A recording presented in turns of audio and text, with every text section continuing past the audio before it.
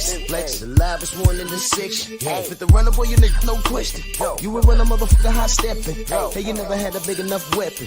Motherfucker never learned your lesson. I'm a 88 pack nigga. One day it'll make sense. Till that day I gotta pay rent. You know, baby, need some new shoes. Gotta keep some dollars on the statement. Serena with the serve. Who is you what you deserve? Yeah. Who is you what you deserve? Who is you what you deserve? Yeah. Look, I feel like I should just be honest. I'm escaping traumas, trying to be the greatest, that's my promise. You know, I always stand on business, always been relentless. Know the trousers new and the shirt vintage. Living free of drama, still finding ways to make my own problems, chasing progress. A baddie sleeping in a bonnet, that's my favorite topic. Still searching for a goddess like the Black Madonna. It's like that, and I'm right back. For every message left on red and ones that I ain't right back. Was looking for some peace inside myself until I find that I'm in and out of situations, wavy as a kayak. Before the lights dim, I say a prayer, I find the one before my life end. But to be fair, I might not deserve to even find it then. I hope I'm reincarnated through the fire then, so I can try again. One day it'll make sense. Till that day I gotta pay rent. You know, baby, need some new shoes. Gotta keep some dollars on the statement. Serena with the serve. Who is you what you deserve? Yeah. Who is you what you deserve? Who is you what you deserve? Yeah. I deserve to be me. I deserve to make mistakes. I deserve to be free.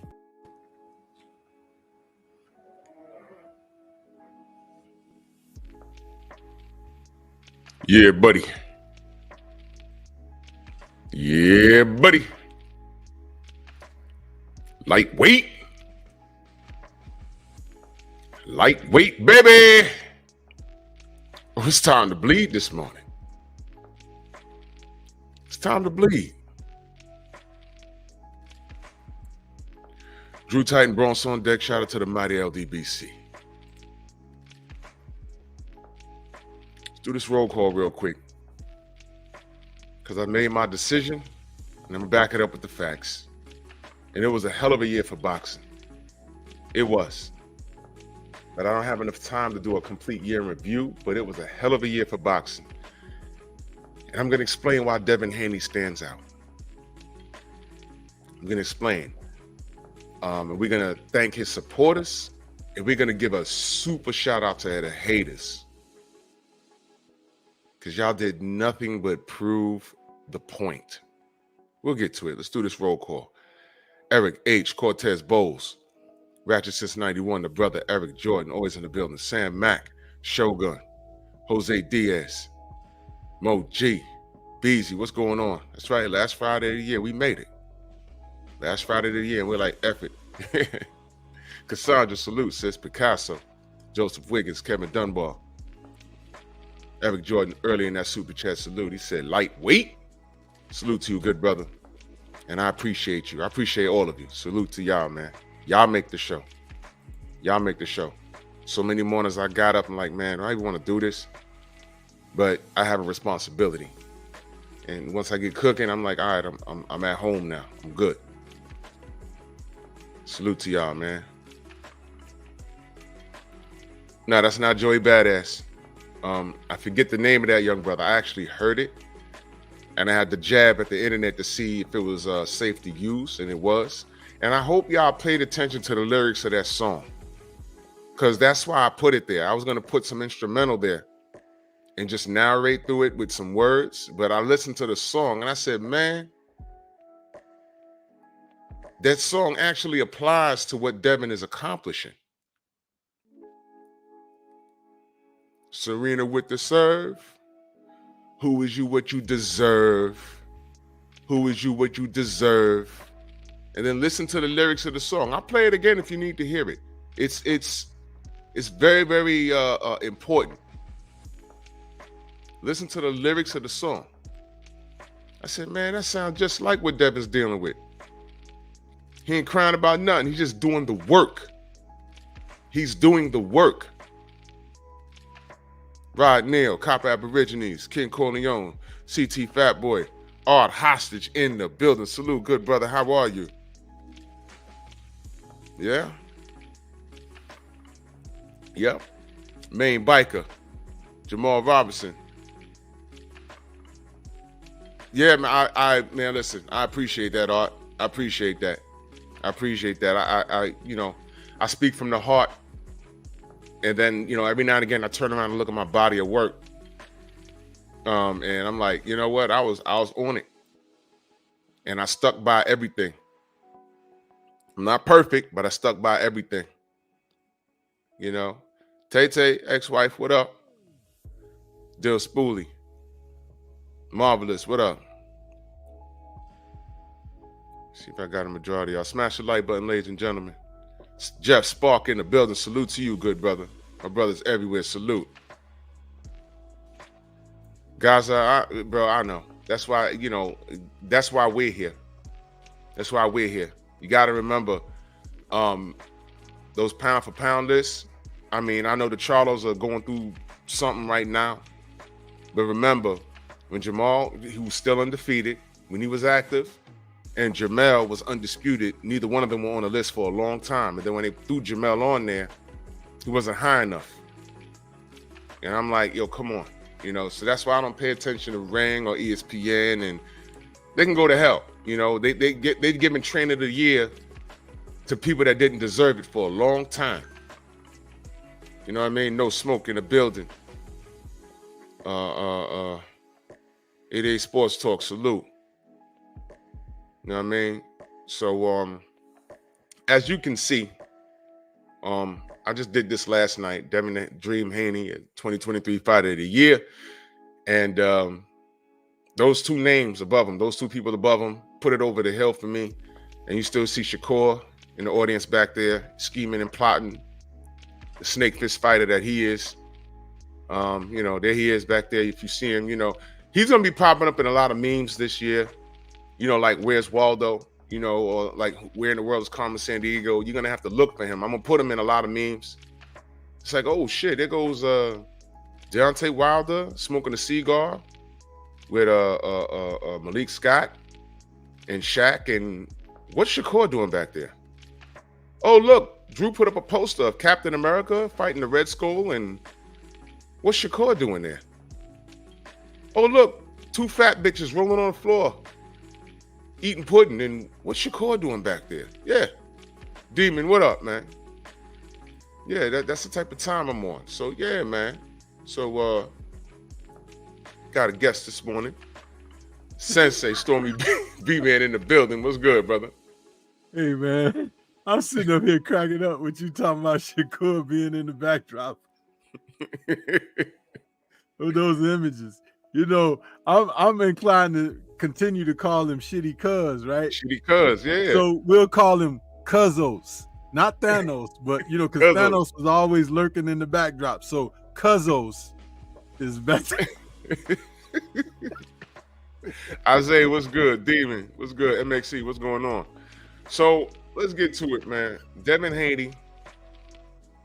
First of all, it was a shout out to everybody that participated this year. That not participated, that competed this year. Boxing we didn't get, of course, we don't get everything that we want in boxing. 2023 was a damn good year for boxing, and that last Day of Reckoning, damn good card. Again, with Deontay, we didn't get the outcome that we want, but that doesn't take away from the card itself. And shout out to Joseph Parker for getting it done. Mr. Shelton, salute. Cedric, what's going on? And it was just an overall great year for boxing. But Devin, he sticks out for a number of reasons. The main reason was his work ethic and what he did this year. He accomplished this year. What he accomplished was a fight that I was looking for. Vasily Lomachenko. And in the intro that I made, that little video that I put together for Devin, the lyrics to the song actually make sense because it applies to what he accomplished.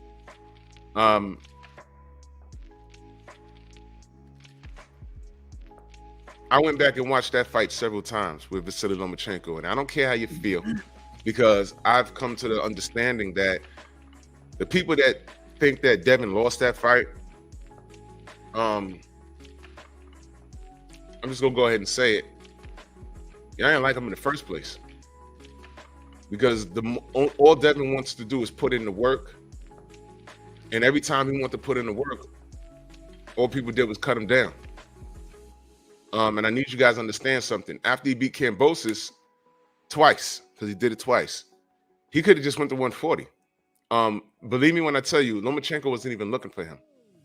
But on the way out, he said, I want to fight this guy, not I got to, because he didn't have to do anything. He was undisputed champion. And I'm not leaving Tank off that radar, because Devin became undisputed on Tank's watch. You know, the face of boxing. How do you allow anybody to go belt collecting on your watch and then tell the fans belts don't matter, I'm building my bank account, and have his fans marching behind that as if that's some legendary shit. It's legendary to him. But I'm a supporter of the sport. And don't tell me that there's not good fights out there. Devin was at 135. I know he was there for 9 years, but those last 5 years was very, very, very important. Okay? Don't tell me that all of those Spanish dudes he fought was a better challenge than Devin Haney, or what was worth more than Devin Haney. Because as Devin kept winning,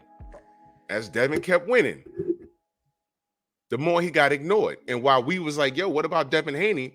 I noticed the Tank fans was like, but Isaac Cruz though? Really? That's what y'all want to do?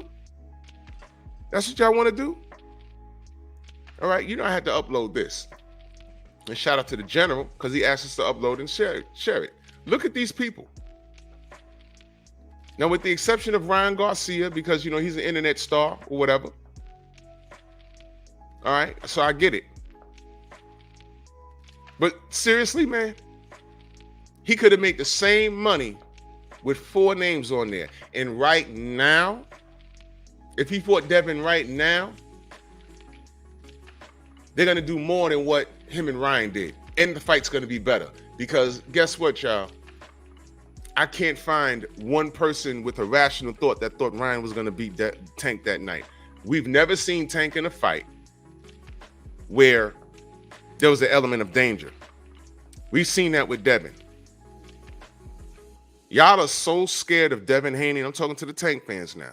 Y'all are so scared of Devin that y'all legitimately make shit up like he had no chin. Remember that?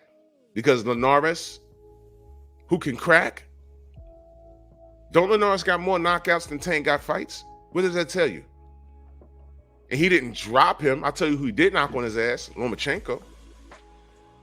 But y'all didn't say anything. He knocked Loma down.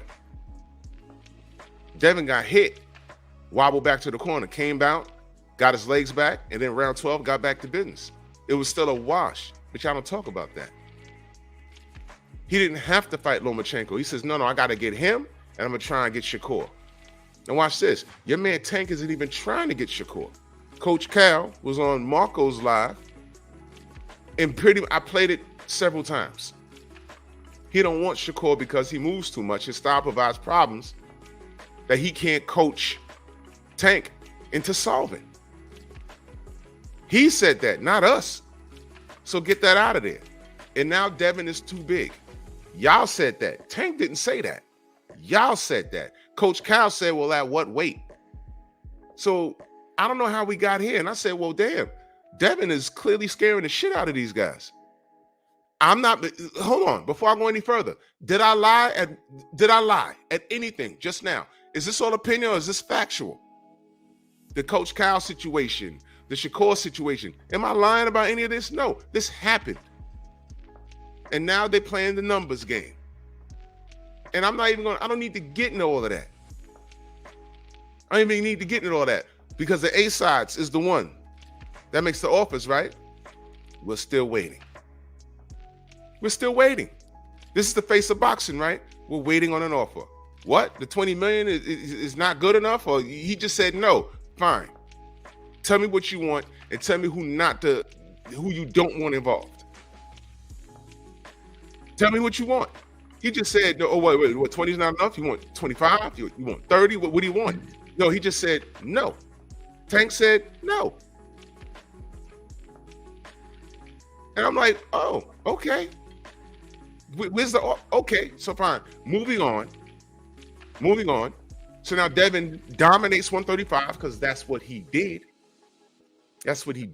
Tank didn't try and intervene and snatch up a Kambosos fight. Something he could have did. Why? You think Kambosos would have fought Devin? Or if Tank said, yo, I want that fight. Which direction you thought that George Kambosos would have went in, since he's about his money? We'd have been having a different conversation. We'd have been like, yo, George ducked Devin to fight Tank. He didn't even intervene in any of that. Why? Because if he had beat George Kambosos, Devin still would have been on his bumper. Now he leaves the division and he's talking and he's putting up tweets and deleting tweets. He's threatening Rick Glasser, deleting tweets. All of this stuff. All of these things. While Devin goes to 140, and those same fans, the haters, and that's why I put the Ellie Sackback thing in there. How the fuck, right? And allegedly, Ellie can't stand the Furies. But he hated Devin so much after he dominated Vasily Lomachenko. Those of you who are into a motherfucker winning the drama of the fight, that was the fight for you. Vasily did not win that fight. He went to the hospital with broken ribs. Devin went home and had a meal. No cap, BFTB was there. They told BFTB, those white people in there, oh, you just rooted for him because he's black. And you're pale, and you're speaking with an accent, and you're waving a Ukrainian flag. So I guess you was rooting for Loma because he was what? So it's good for you, but not good for me. Fuck you. Your man lost. You lost. And you cried. And you went to the hospital with broken ribs. You didn't do enough to win the fight. He had one good round in that fight that I saw. Some rounds was close, but the best one he had, I think it was round 10. That was it. But he lost. You lost. And he cried. Devin won. He pursued a man for about 4 years. In those same 4 years, Tank didn't even fight Lomachenko. I'll say it again.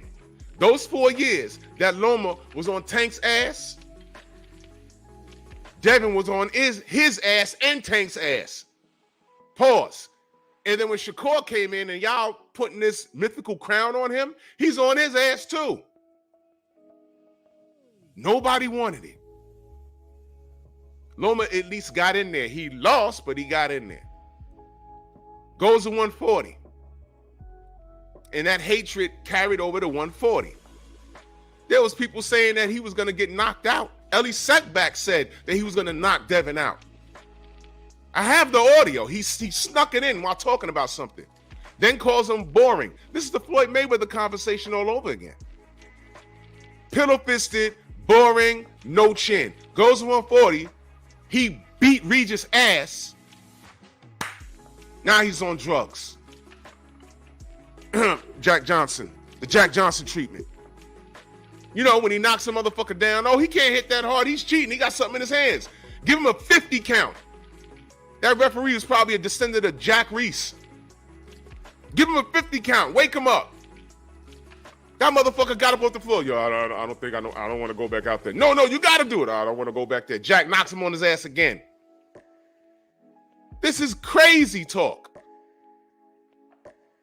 And the reason why Devin is fight of the year 2023 is because a lot of y'all niggas ain't give him no fucking credit at all. Y'all too busy sniffing Tank's ass. Instead of saying, you know what? The only way to stop this, Tank, you got to go fight this guy. You got to go fight this guy. Y'all not doing that. Y'all are making excuses. Snack and Pillow Fisted and Bill's Cap and all of this shit. Look, He became undisputed at 135. Y'all saying our guy's the guy. Based off of what? Because I don't know anybody on Tank's resume that Devin wouldn't have beaten. But you know what? I don't watch this, and this gonna hurt a little. I don't know if Tank beats George Kambosos. Why didn't he try and snatch that fight? Easy fight, right? But he beat Teofimo. I don't know if Tank beats Teofimo Lopez. Oh, but Drew, he's at 140 now. I don't give a fuck. Floyd called for that fight. He was already at 140 when he called for that fight. So I don't know why y'all saying Devin's too big when this motherfucker's at 140. But guess what? Teofimo was at 135 when Tank was there. He ain't called for that smoke. I don't think Tank beats Lomachenko anymore. He could have been called for that. He ain't fought him in 4 years. What makes it any different now? And don't look now. The business might be setting up for Lomachenko to become the next undisputed champion at 135. He's fighting George Kambosos. I don't know if Kambosos beats him. The WBO belt is floating around there. That's for an IBF. That's for a vacant IBF title. I think Loma could win that. The WBO will just put the crown on him. They like giving out franchise status. They like giving Lomachenko shit.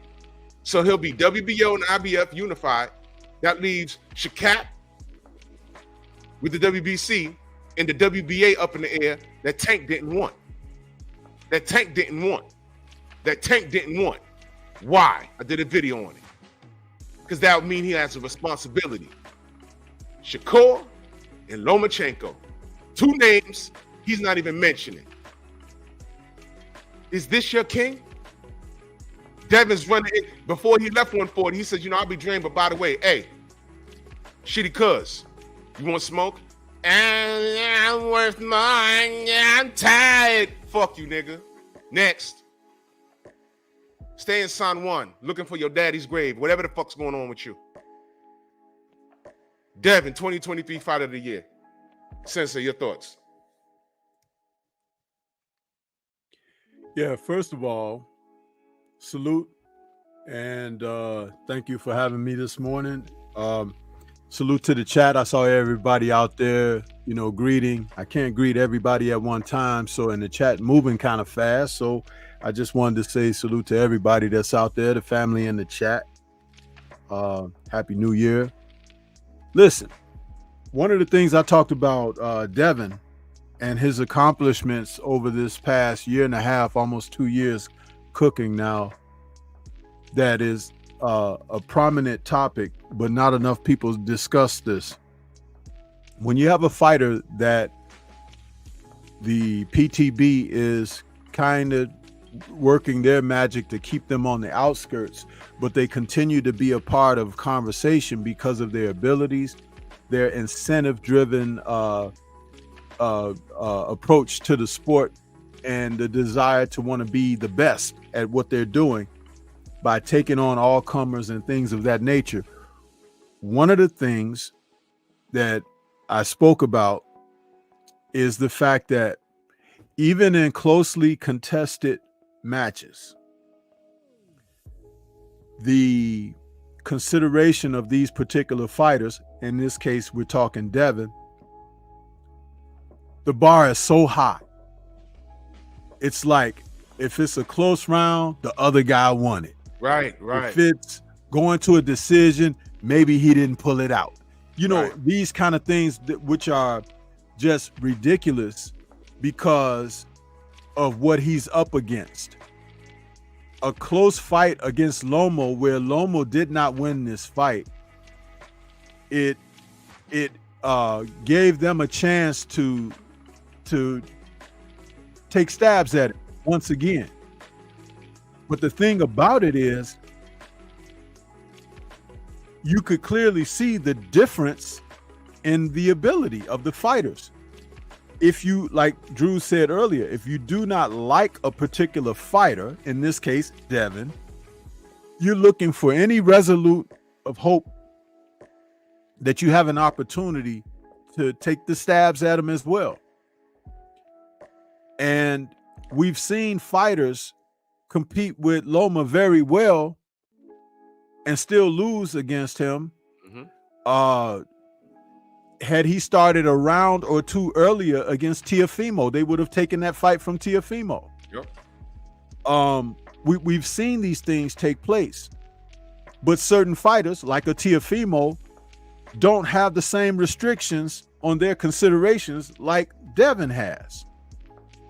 Even going into a fight, you can look at the mounting assessment of what's on the horizon. When he was going to fight Phuq, when he was going over there to fight Loma, and he went overseas to fight Kambosos. Going into those fights, I don't know if he can do that. I don't know if he can climb that mountain. I don't know, Regis is this and that. It's like, my goodness, you're not even looking at what he's accomplished and why his name should be in the hat of consideration for possible victor. Until you see it happen the other way, you have to give him equal provision and land grounds for whatever takes place, because this is what you do with everybody else. Unless you happen to be a Tank fan who hasn't done what Devin's done. And the thing is, this is not a stab at Tank. This is a challenge to Tank to go out and prove your wares. This is all people are asking you to do. Would Tank have gone to Australia to fight George Kambosos for those unified titles under those auspices that Devin accepted? Of course he would not. And Ellerby would have told you that, Tank is the A side, but the guy got all the belts. But Tank is a star, but the guy got all the belts. But Tank is the one that draws the money. Do you want to be undisputed or not? If you say that you do, you make it happen. Then, if you're successful, nobody can say anything. You're the man. So, Devin did it. Devin became the man. And even through the process of doing what he did, people are trying to detract from that. It's like he rolled his sleeves up. Even some of us in the community have said, man, I don't know, he shouldn't take that deal. Both of those fights over in Australia, back to back like that if he wins. Took short money. Taking less money, this and that. That is truly daring to be great. All this other stuff because somebody moved up a couple of pounds and took a belt from a guy who wasn't the main man in the division, winning another title and stuff. So many things that we've seen how many times over. Oh, he's daring to be great. No, that's not daring to be great. That's seizing an opportunity, to pick up something off the table that there was little risk at doing so. Canelo has won so many belts by not fighting the main man that they tried to equate him with Henry Armstrong. Unbelievable. When Armstrong's era, there was one title, and Armstrong had to fight the best in every freaking division and was whooping those men. Nothing close to what Canelo has done in a 4-belt era where 3 out of the 4 belts is a guy who just happened to be a title holder. Stormy, and those are the men that he goes for. Let me be fair. Let's show them how fair this can be. Roy Jones Jr. went to heavyweight to make history, and he did. He beat John Ruiz, dominated him. Was John Ruiz the best heavyweight at that time? Who was the best heavyweight at that moment? Lennox Lewis. Whoever signed to put Lennox Lewis in the ring against Roy fucking Jones Jr. should have gone to jail if that was even entertained. Imagine that face-off in the ring. Roy is 5'10". Lennox is 6'5". That's some video game shit. As great as Roy was, that's a 2 or 3 round fight. Yep. It just won't work. And don't forget, Lennox had Emmanuel Stewart. That's right. Because Emmanuel would have told him exactly what to do to Roy, and that would have been the end of Roy. That would have been the end. In other words, Roy knew who to go up to fight. Johnny Ruiz was a mark who had a belt. And I bet y'all didn't know this. They had a contractual weight agreement in that fight. Did you know that? At heavyweight. Did you know that? Why do you think John Ruiz took that fight? It's Roy Jones. I could clip him and I could hurt him and I can get him out of there. But John Ruiz looked good in that fight. He had abs and everything. But I think he wasn't allowed to go past, I don't remember, but I heard them talk about it. It was like over 220 or something. Something like that. I don't remember. But there was a weight agreement. Roy came in the ring that night at 199. At 199. Think about that. Let me read these super chats real quick. Eric Jordan in that super chat, much love. He said, Loma lost the same way Regis lost to Devin. Is that guy the GOAT, the undisputed champ, and Devin wants all the smoke? Devin, the Dream Haney. No doubt. And thank you, Silvestri, just for reminding me. Bud was a runner-up because of what he simply did. Undisputed in 2 divisions, and the way he dominated the Arrow, that's some Hall of Fame shit. It is. So Bud was definitely runner up, but I respect the road travel. And Devin was literally taking short money, going to different countries, and doing everything that we say we want a champion to do. Devin did it. So I get the hatred from those others, but from you niggas, kind of typical. When I'm talking about niggas, kind of typical. Todd French in that super chat, much love. He says, salute to Drew and Stormy. Hashtag kick him the knowledge, man. We on the job. Salute. Harlem in the building. What up, Gerard? Anthony. Anwar Willis. ES. Salute. Joe Wiggins. True Boxing Night. If I miss you, know I love you. Ronaldo, what's good? G5 in the building. No doubt. William Brunson. Salute. Black Cloud. Yeah. So this is the truth. This is the absolute and unadulterated truth. This is all true stuff, man. And this isn't a knock. Because if you're going to pick a fight of the year, if it's not Devin, I would say it'd be Bud. If it's not Devin or Bud, who would you pick? Put a name in the chat. If you disagree that Devin's not fight of the year, who's fight of the year? Because this is all opinion. This is all opinion. But I'm basing my opinions off of the accomplishments. And again, I respect the road travel. Nobody has done what Devin has done this year. But if you want to go career-wise, Jazzy Soul, salute. Let's take a look at this. And he's only 25, y'all. I mean, just look at that. This is dating back to, I believe, 2019. I'm looking at Jojo Diaz. That was 2019. Look at the names there. I know y'all see Gamboa there, but tank for them too.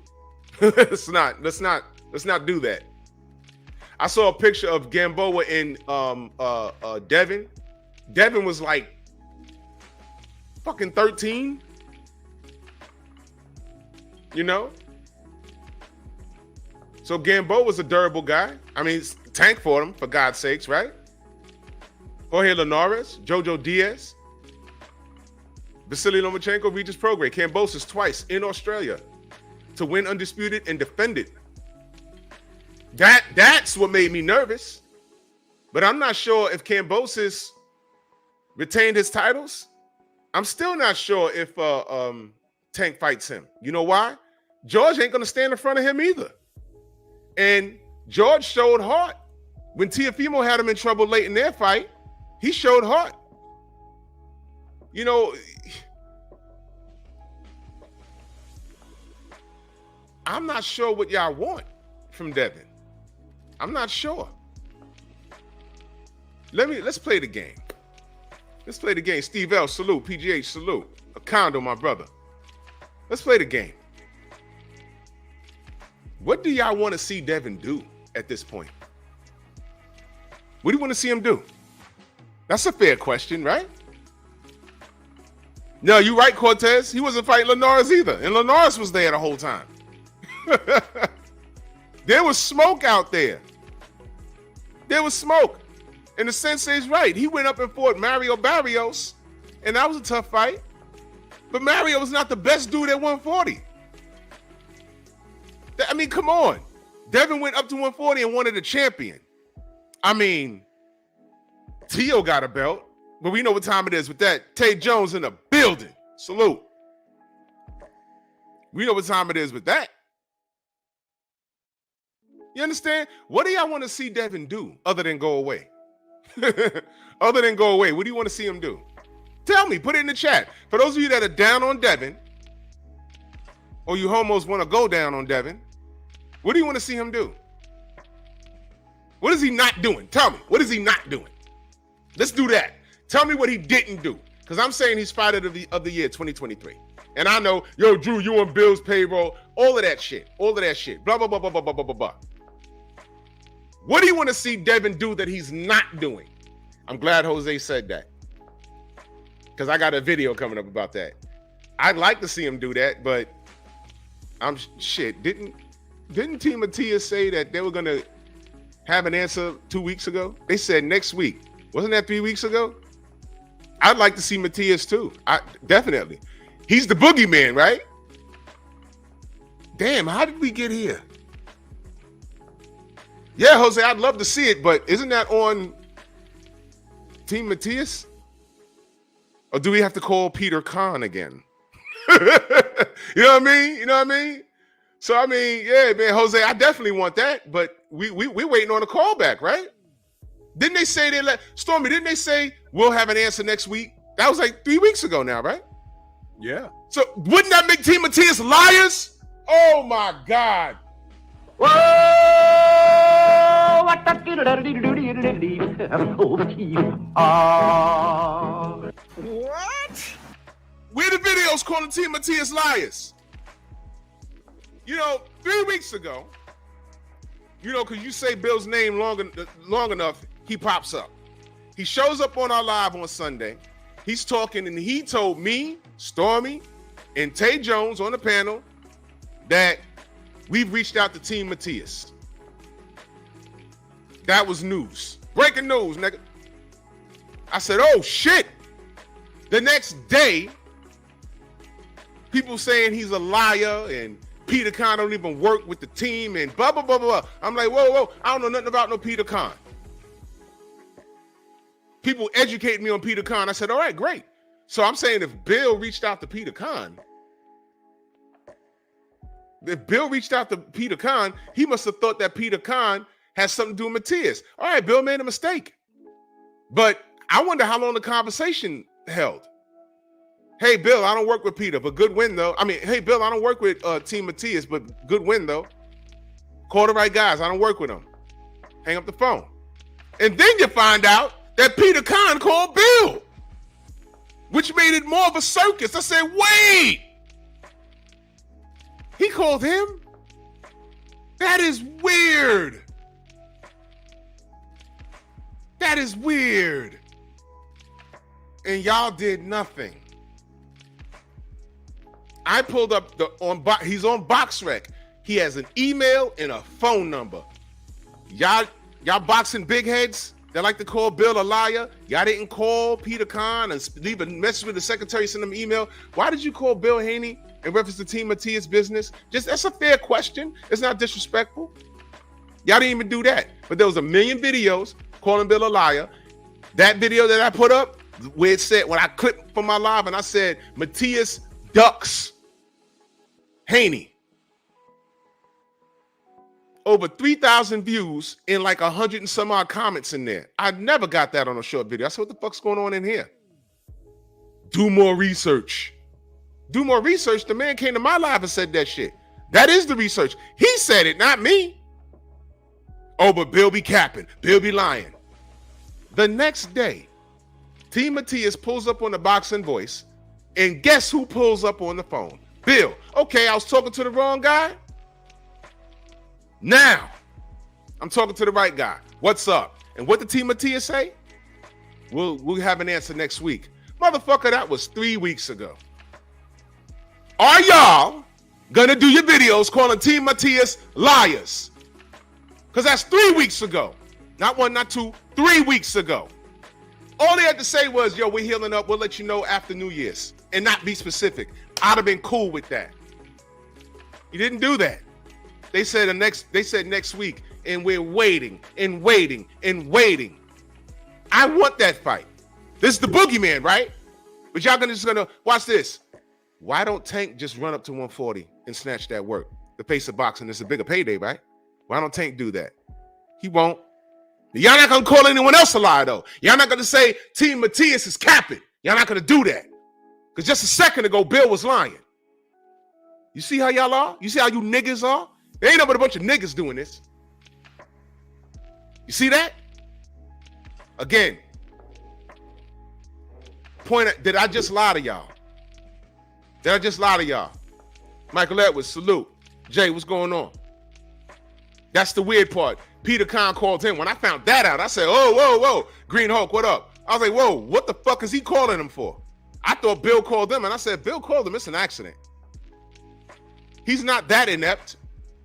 And I legit had people telling me, even though Peter Kahn called him, it was Bill's responsibility to know. I said, no, he got lied to. Oh, no, but it's Bill's fault for spreading a lie. Wait a minute. Stormy, if I tell you, yo, go ahead and retire, because next Thursday, when I get paid, I'm going to deposit $2 million in your bank account. So go ahead and retire. And then you run and tell your wife, hey, man, Drew's going to give me $2 million. I'm going to go ahead and retire. Next Thursday come, I don't even answer my phone. But you had retired already. Now you're fucked up. And all the people around you are like, well, why'd you retire? Well, Drew told me he was putting $2 million in my account. Oh, and by the way, I showed you the check that I got that I'm going to give you some. All right, well, Stormy, he lied to you. Yeah, but that's my guy. He said, he gave me his word. He was going to give me $2 million. There's going to be people saying, okay, that's your fault because you should have gotten the money first before you retired. But I'm your boy. Why am I lying to you? They're going to just hop over that fact. You hear every Sunday, you hear on my live. They're not going to take into consideration that people are going to be like, well, I thought y'all had a relationship like that. But Bill be capping. And y'all ain't going to say shit about Team Matias or Peter Kahn. You see how y'all black motherfuckers do? That's how y'all niggas do. Y'all can't say, you know what, yo, Bill was right about this one. Y'all can't even say that. Y'all act like Matias don't even exist now. We say, yo, what about Matias? Oh, his hands broke. That's what y'all saying. His hands are broken. No! Now y'all gonna say that Devin ain't approached this man for a fight. This was 3 weeks now. What's up, y'all? I am True Man in that super chat. Much love. He said they never wanted the fight. They sent Peter Kahn to test the waters. Then they tried to drive the number up on Tio. Now Team Matias is silent. And you know something? You're not wrong. You're not wrong. For all we know, they probably did send Peter. Now you see, we're left to speculate now. And now the speculation is going to be the worst. I went from liking Team Matias to wondering what the fuck's up. Why did Peter Kahn? I want to know what Peter Kahn did. Why would you call? What? You'll be amazed at what you hear. No one's asked him. You know what? I'm on the job. Don't worry. Because now I got to do it. Y'all niggas had 3 weeks. I'm going to reach out to Peter Kahn. I'm just going to ask a question. Bro, why'd you call Bill? Do you work with Team Matias or not? Why would you call him? Now I'm thinking Team Matias sent him. Now I'm thinking they sent him. Why would he do that? That's the sign of a crazy man. That's a crazy. Who the fuck does that? Stormy, I'm gonna call you on behalf of Wells Fargo, but I drive a bus. The fuck am I calling you for that for? What? It doesn't make sense. Get out of here, man. Your thoughts, Stormy. I'm sorry, I just went on. No, it's more of if you ask me, it goes back to what I was saying a moment ago about, you know, the PTB trying to keep a fighter on the outskirts of things. Floyd Mayweather's impact on the sport of boxing has been so profound. First of all, it was never an intent for a particular fighter, especially a black fighter. Let's just be perfectly honest here. it was never the intent for someone to garner the type of revenue that Floyd made. Okay. And Floyd made it by being a heady fighter in business and a practiced, polished fighter in the ring. Something that has really, if you think about it, it's really what separates him before everyone else in history. Ali was great, but he was a little too not hands-on on the business aspect, which is why he lost so many millions. And if you remember, he even lost the legal right to his own name. Prominent with people the world over, that type of celebrity, no one else has touched that. The closest it's been is probably Michael Jordan, but that's in basketball. So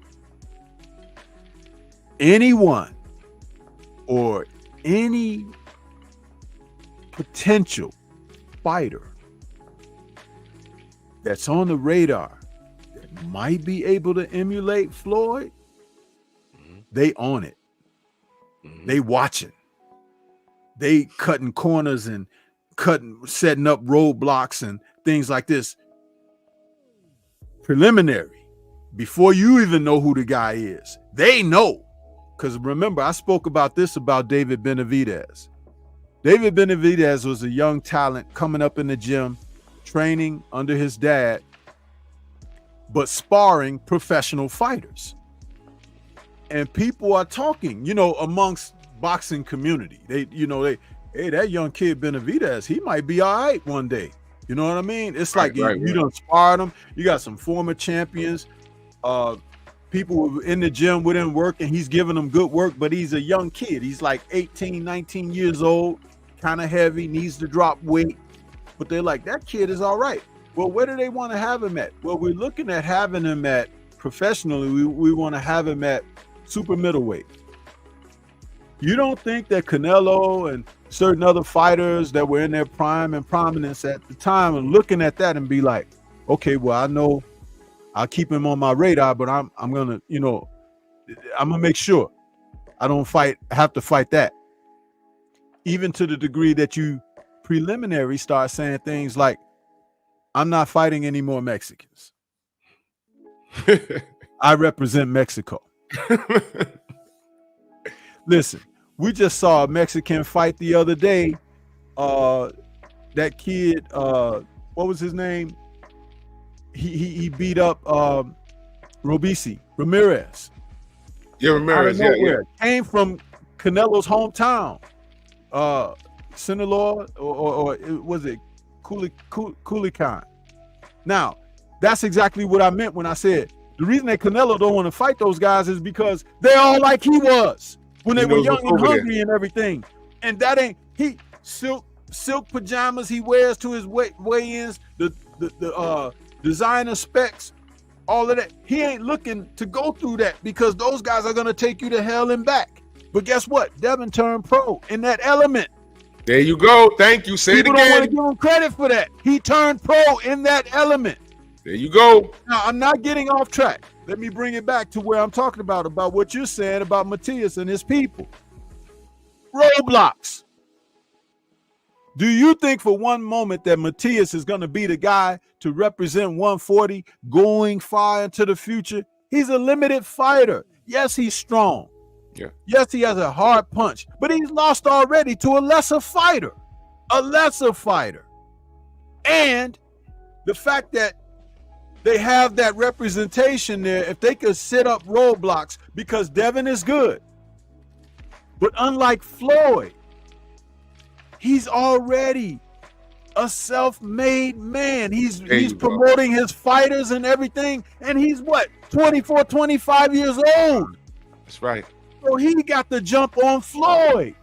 Yep. They are trying to stop that train because lo and behold, if any of you apes out there get the intelligence to get behind something, support it, learn how to cultivate and develop, You all can be the same. You can be the same. You can take it further than Devin. You can be training your sons and daughters out of the womb to become successful businessmen and women and take over this damn sport. A sport that you put your lives on the line to compete in. That you no longer have to sit down with leeches like Aram and Hearn and those kind of guys, and you can go over there and meet with the Prince of Saudi like Bill and Devin did and negotiate deals for 2024, baby. Because you know what? You are a businessman and you are to be respected for what you're doing in this sport. But the PTB is trying to put their finger in the hole in the dam to stop the deluge. And you primates out here are out here talking against him and his dad and everything. But where are you? What's your bank account looking like? What's your education looking like? And you're too dumb because you have no sense of self-consideration, self-preservation, development, cultivation. All you can sit up and say is stupid stuff like, well, Bill, he's a liar, and Bill is everywhere, and Bill is this and that. Bill has a brand, and he is in demand. You're too dumb. Stop lowbrow thinking. Stop with the head bowing because you can't see what's up.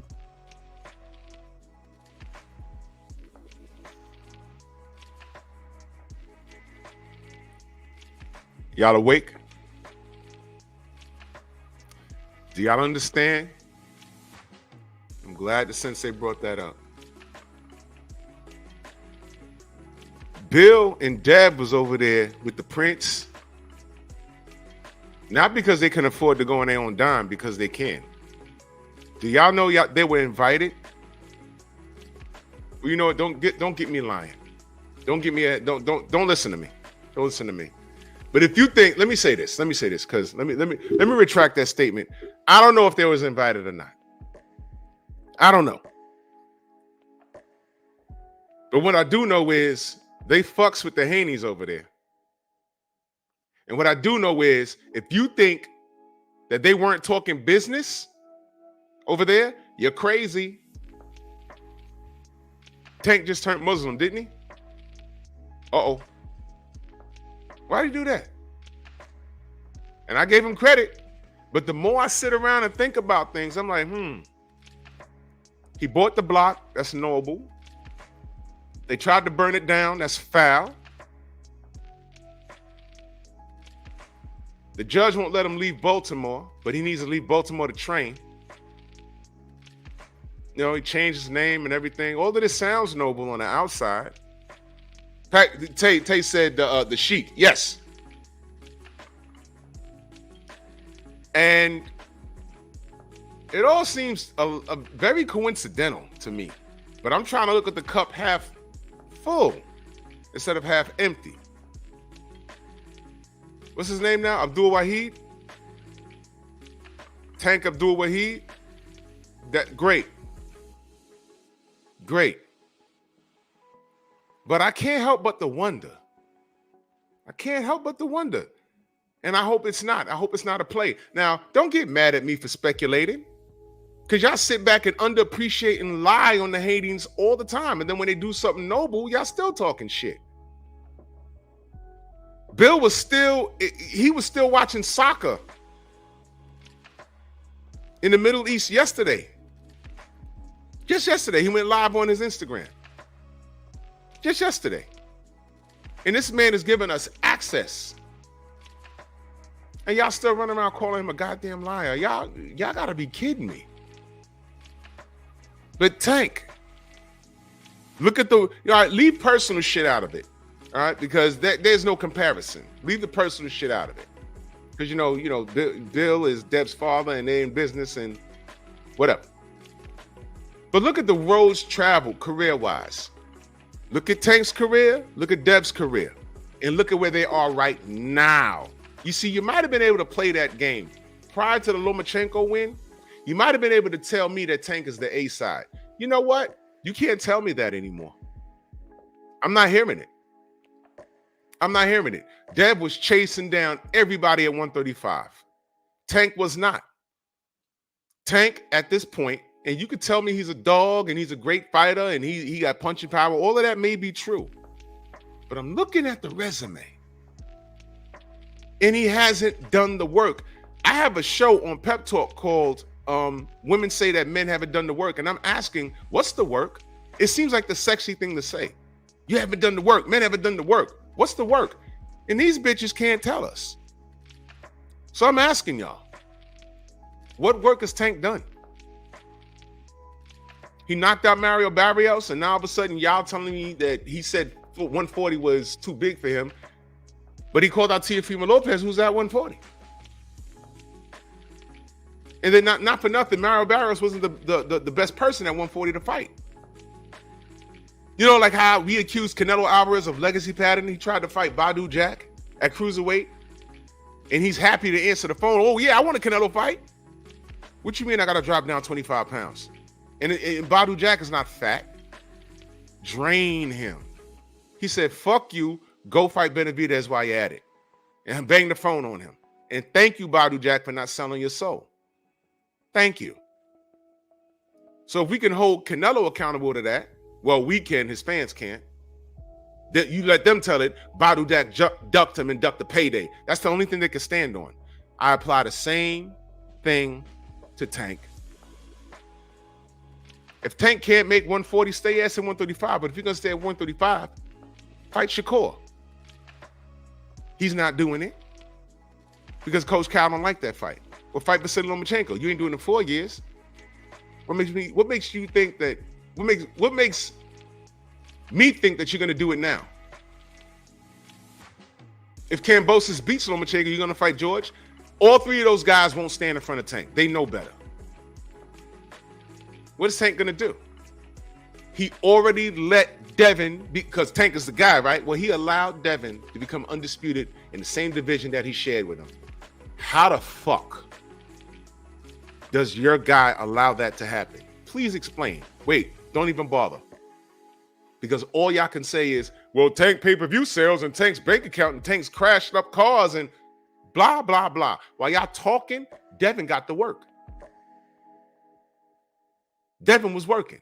While y'all talking, Devin was working. Let me put up these faces. This is what Tank gave you. Who here thought that Ryan was going to beat Tank?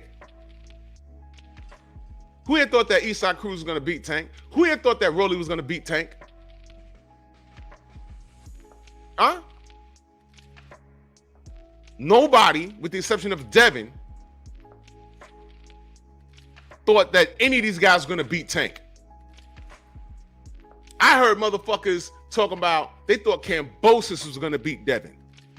And even if they didn't think he was going to beat him, they thought that Devin would get robbed on the cards. Devin has sacrificed. He said names. There's not a name he said that he didn't stand on it. And you niggas love being on the wrong side of history, don't you? This is why this man, this young man at 25 years old, who's legit his own boss because he's a free agent, he can go anywhere and do anything. Which is why this thing with him and Tank is amazing, because that fight can happen anywhere because he chooses to. And don't look now, he got pictures with the Sheik. I don't see Tank over there. Was Tank ever invited? I don't know. I'm saying I don't know. He may have been. I don't know. But I'm looking at the work, the body of work. And all of y'all, listen, y'all talking about money right now? As of 2024, y'all can't even say Tank got deeper pockets than Devin. Y'all can't even say that. Because I'm going to tell you right now, if Devin fights, if his next fight is in Saudi, you're done. And he's working on his Ryan Garcia fight. He's working on his Ryan Garcia fight because Tank don't want it. What makes you think that the sales won't be just as high? Especially if it's in Saudi. Let me add to that what you just said about the deeper pockets. To a man that knows, yes, Devin's pockets are deeper. You know why? Because Tank, through Ellaby and whomever his handlers happen to be, is the prize. Yeah. If you listen to him, he'll tell it to you every time he get on a microphone. But Haney, DHP, is an enterprise. There you go. Okay? And not only do they have all of that in-house, they're not sharing their proceeds with anyone outside of that. They're keeping the majority of their bag. And they are cultivating other talent. So who's the real boss? They are teaching others the business. To do the same. It's called mentorship. Now, Tank is not a true meaning of generational wealth.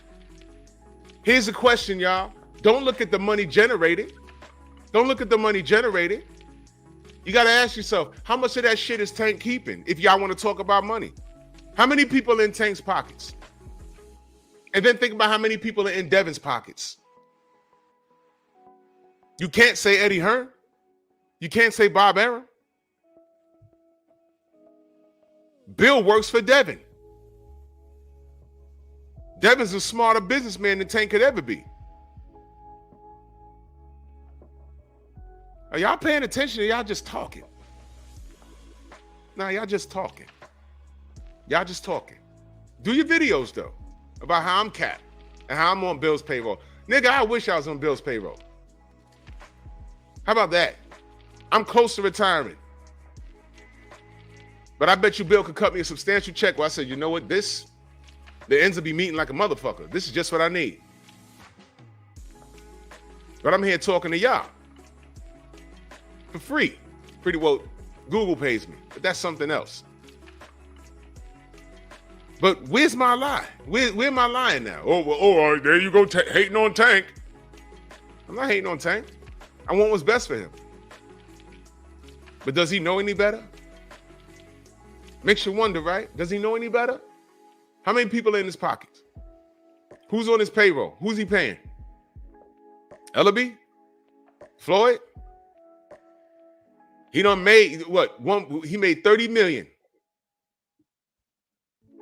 He came to the table, they guaranteed him 5. Don't get it fucked up.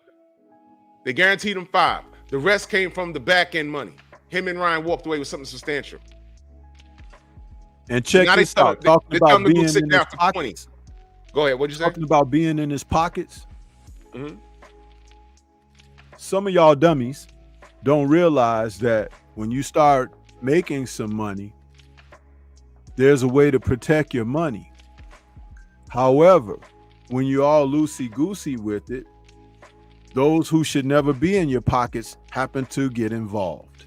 And once they start getting involved, it's hard to keep them out of your pockets.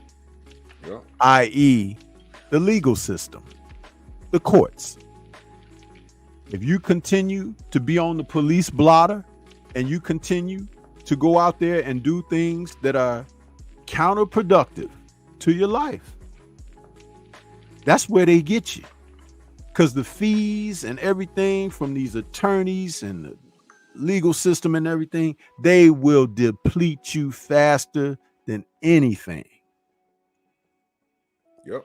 Now, over the past, year and a half, how much time has Tank lost to the legal system? And how much time has he lost to his boxing career? And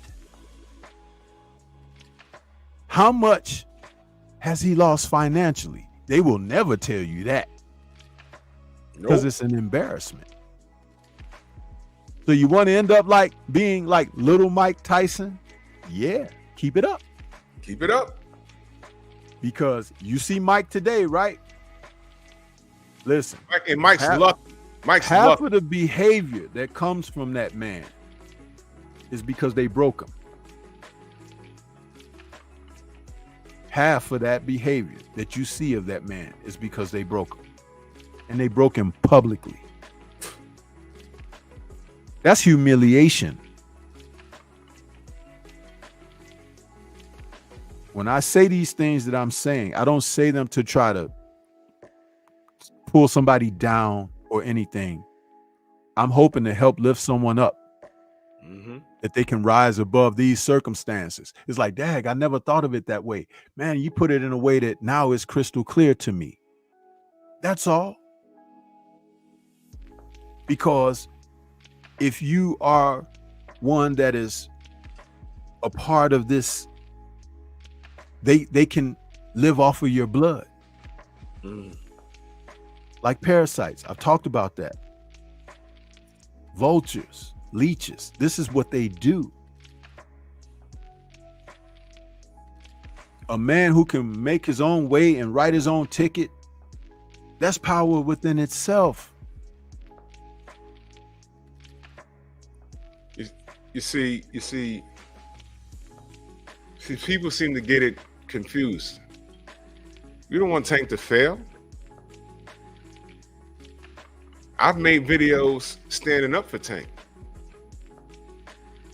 When that video leaked of him ragging up Shorty at the basketball game, they ran to our channels because we're the black channels. Oh, look at this. What you gonna say about this? Nothing. You've said enough. When his girl tried to get him killed by calling the police on him, because that's what she tried to do. She tried to get him killed. Anytime a black woman calls the police on a black man, she wants him dead. I hope you know that. Especially under those circumstances when he didn't do anything, but I think he withheld the keys to the vehicle. And she tore the fucking house up while holding a baby, spit on him, and then called the police and lied and said that this pro fighter beat her up. And two of the whitest cops showed up. She tried to get him killed. I hope you know that. Who stood in the pocket for him? Me. I said, no, he need to get rid of that bitch. And then she fessed up and said, yeah, we going through some things and, you lied, bitch. He should have pressed charges and got her out of there, but I ain't got nothing to do with that. I stood in the pocket for him. You think I want to see Tank fail? I don't want to see him fail, just like I don't want to see him shot. But when Devin caught the gun charge, y'all niggas celebrated. That's the difference between me and you niggas. That's the difference between me and you niggas. And what did y'all say? He's trying to be like Tank. Wait a minute, Tank's your guy. That's what you celebrate? You niggas are bonkers. But I'm glad you're speaking up because I get to see who you are. You don't know who's who in the chat. But when I read what you say, and I'm like, you niggas are crazy. And in real life, I wouldn't even talk to you. That's the reality. Y'all remember the young man that was in here? When I talked about he crashed up a $100,000 car and left the scene? I think he crashed it up, called his man came and got him and left the fucking car there. And you remember the young man that got in the chat and said, hey man, come on, Drew. You ain't never, something to that effect. You ain't never been scared that you left the scene of an accident? No. Because I know what comes with that, stupid. The car's in you think it's not going to get back to you? What did he do? He just went home and hid under his bed and just sat there? Coach Cal's like, Tank, you all right? Yeah, I'm good. And then the police knock on the door. And Cal's like, oh man, what this little nigga do now? What now? Stop, man. This is your king? That's why I tell y'all keep it boxing. Because that shit outside the ring, The only thing y'all could try and hold on to is Bill's cap. And that's cap. The man is giving us unlimited access to what's going on. You talk shit about him, he might pop up on you and give you access to ask him questions. And I see niggas freeze up. And I've seen niggas talk some outer space shit to him. They saw say, yeah, Bill, you cap because the sun, moon, and the stars, they shine down and shiver. They shimmer off of the ocean, you see. And you said that Matthias was working with Peter Khan, but then the North Star flew over here, and that means you're lying, Bill. Bill be like, what? The fuck are you? What? Y'all niggas got a lot of shit to say until he pulls up on your ass. But never mind that shit. I've seen y'all tear down Devin. I've seen y'all do it. But look at the results. The results is Devin went around chasing smoke, and he's not broke, boss. And now I see him in Saudi with the Sheik. And Tank can't even leave Baltimore. Is any of this registering yet? I'll say it again. And I'm not gloating because I want what's best for Tank. But do y'all really? Because I'm looking at that resume. And Devin's out there doing real work. And I'm looking at that resume. And all of y'all left is talking about the money Tank made. And watch this. Him and Brian broke some serious bread. But without each other, what did they do? Around 250 buys. But if you let Rick Glasser tell it, he only did 52. Oh, y'all didn't know that he lied on Tank before he lied on Devin? So what, he's telling the truth on Devin, but not telling the truth on Tank? Which one is it? Y'all understand? Y'all see what y'all are doing? Y'all ran around with that shit. Oh, he only did 50. 50 what? He only did 50,000? Says who? The same cracker that runs around lying on people. I did a whole video. I said, let me see what this 50,000 is. And it went right back to his tweet. And I said, oh my God. Got motherfucking boxing editors writing articles about that. And that same editor said, in order for Devin to reach the pinnacle of boxing, he got to fight Bud. He got to fight Errol. He got to fight Boots. He got to fight Benavidez. And then sprinkled in Matias in there. He has to do all of that to get respect. Do you see what they're trying to do to Devin Haney? Do y'all see?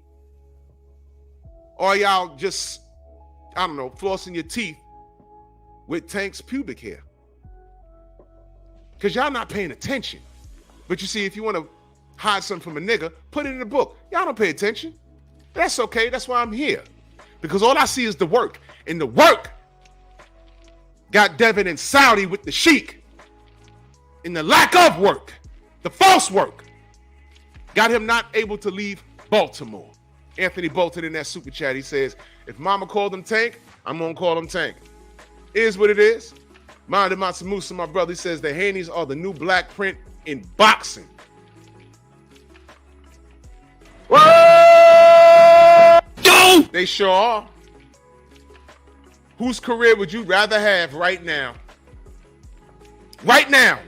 If the world stopped right now and God said, pick one, Tank or Devin, who you picking? Be honest. Who you picking? If the world stopped right now and God said to you, you're a pro fighter. You got to pick one career. You could be Tank or you could be Devin Haney. Who you picking? Go. Matter of fact, fuck that. I put a poll in. Because I don't trust y'all to if you had to pick a career, who would you be?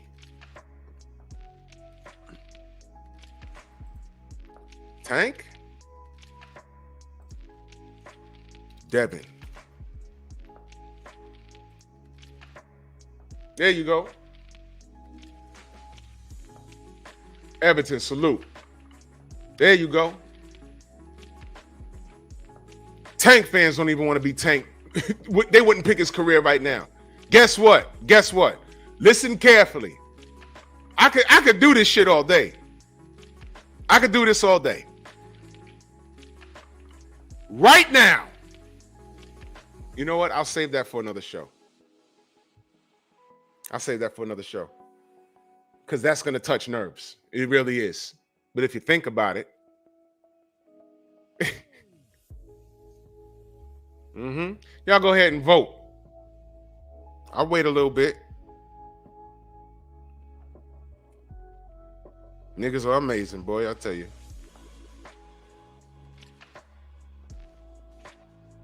It's a no-brainer for me, but, you know, sometimes there's niggas right now that are on the fence like, yo, but I like Tank, but, you know. I mean, factor in everything because y'all move the goalposts so much, so factor in everything. In the ring, out the ring, tattoos. By the way, I wonder how that's going to work. I didn't know those tattoos of the gorillas on his chest and stomach. I didn't know that was gang affiliated. Can I ask y'all a question? And this is not coming from a place of hate. Let me ask you a real question, y'all. Let me ask y'all a real question. Wouldn't you think that choosing a religious path, that's something you have to think about? That might take you years. That might take you months. That might take you weeks. Matter of fact, months. You have to go through something in life to say, you know what? Nah, I got to make some changes. But it's not like an overnight thing. The reason why I'm asking is because him converting to Islam, it seems sudden. It's like out of nowhere, right? It seemed like it was out of nowhere, right? He converts to Islam, but just a few days prior, didn't he threaten Rick Glasser on Twitter and then took it down? Wasn't he talking about how he was gonna, you know, he was real spicy with Bill and how he's gonna fuck him up, fuck his son up, and all this other shit? He was just saying this shit last week. Then a couple of days ago, Abdul Wahid. Now again, I'm looking at the cup half full or half instead of half empty, but I'm telling you what other motherfuckers are reading, what I'm reading other people saying. They're saying I don't buy it. And they're saying what I say. He did buy a block. And then his shit got burnt down. You know, that seems kind of like out of a storybook. But then prior to that, he can't leave Baltimore to train. He wants to train, but he can't leave. I don't know. Did he buy the block to show the system that he's a changed man? And that how? Did he buy the block thinking he was buying a block of something else? Whoa! What? He buys a block, then someone tries to set it on fire, so he looks like a victim. So that when he goes back to court, say, look, he's a changed man. He bought the block. He gave back to the community. They tried to burn it down. And he converted to Islam. Judge, give the kid a break. Is this a move? Is this what's he doing? Or is this for real? And I'm telling you, I hope it's for real. But again, Devin ain't dealing with none of this. Devin is with the Sheik in Saudi. If he fights Ryan Garcia, do not be surprised if it's not in Vegas, it's not in the Bay, if it's in Saudi. So y'all still want to talk about money? Y'all still want to talk about money?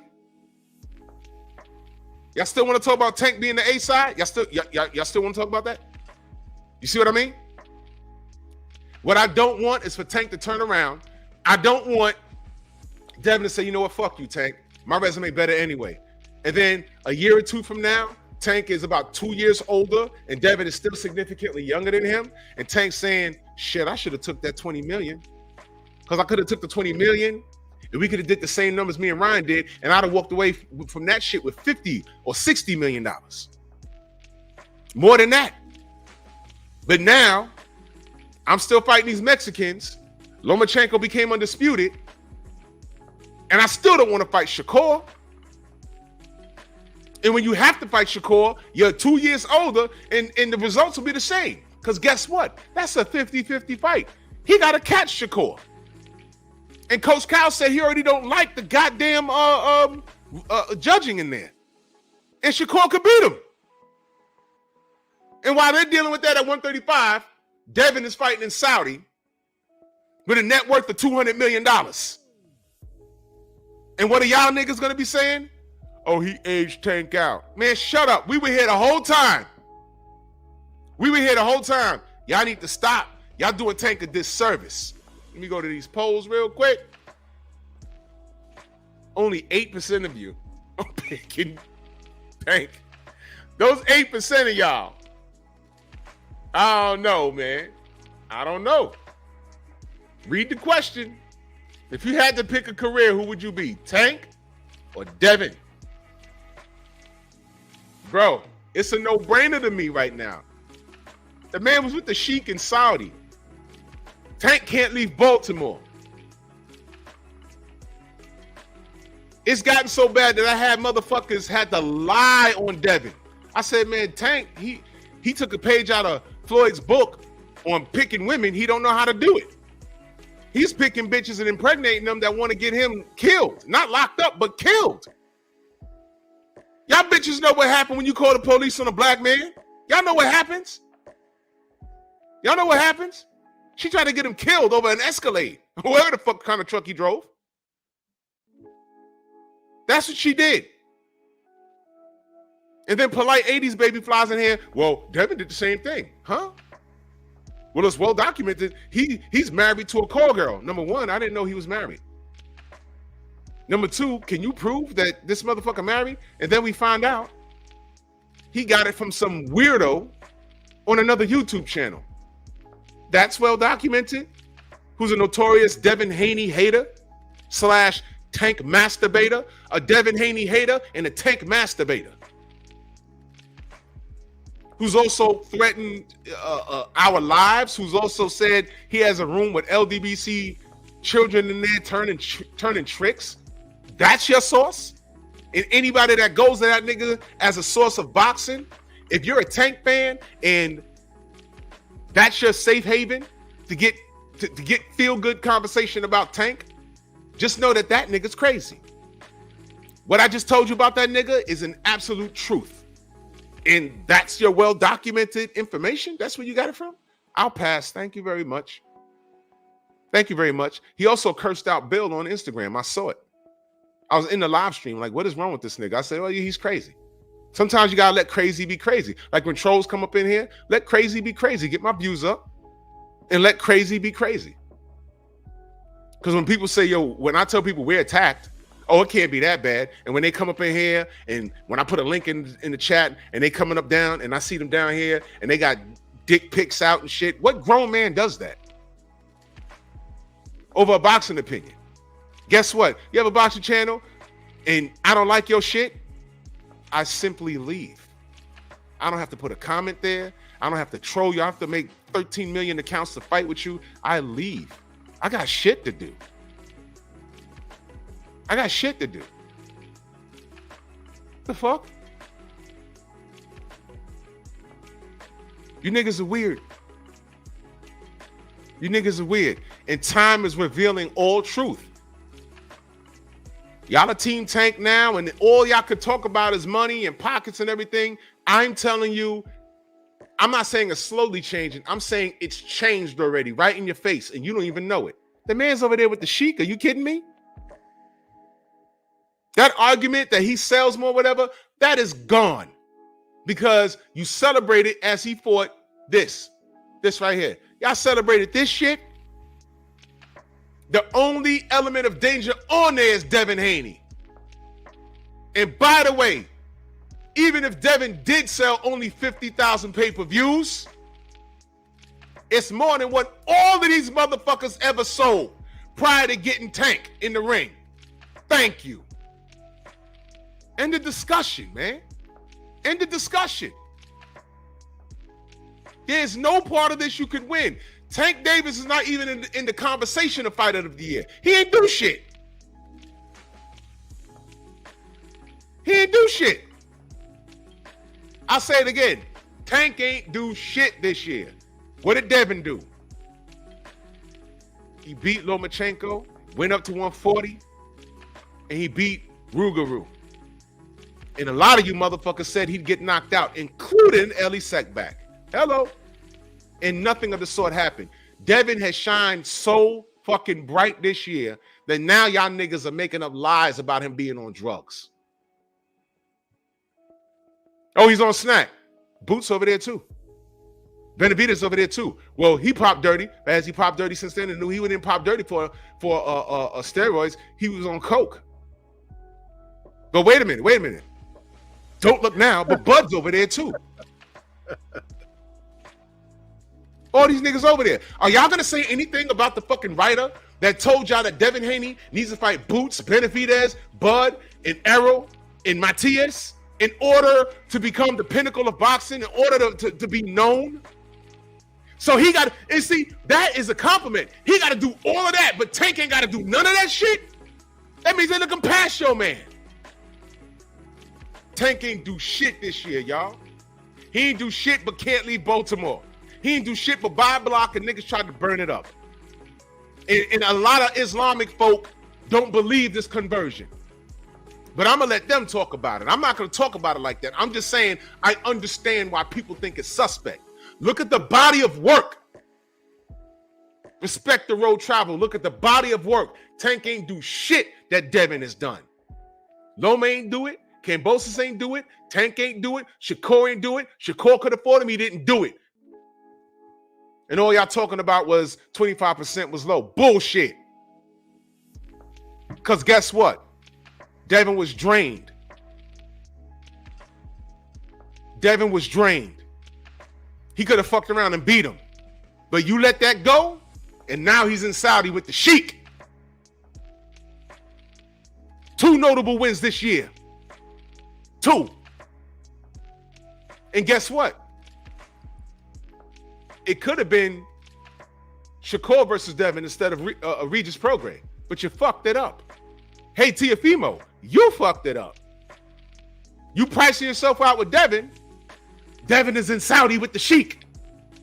Do y'all even understand what this is? Y'all ain't listening. Stay sniffing Tank's nuts. See where it gets him. You're not helping him. Y'all should be on his bumper. Yo, go fight Devin. Knock him out. We know he can do it.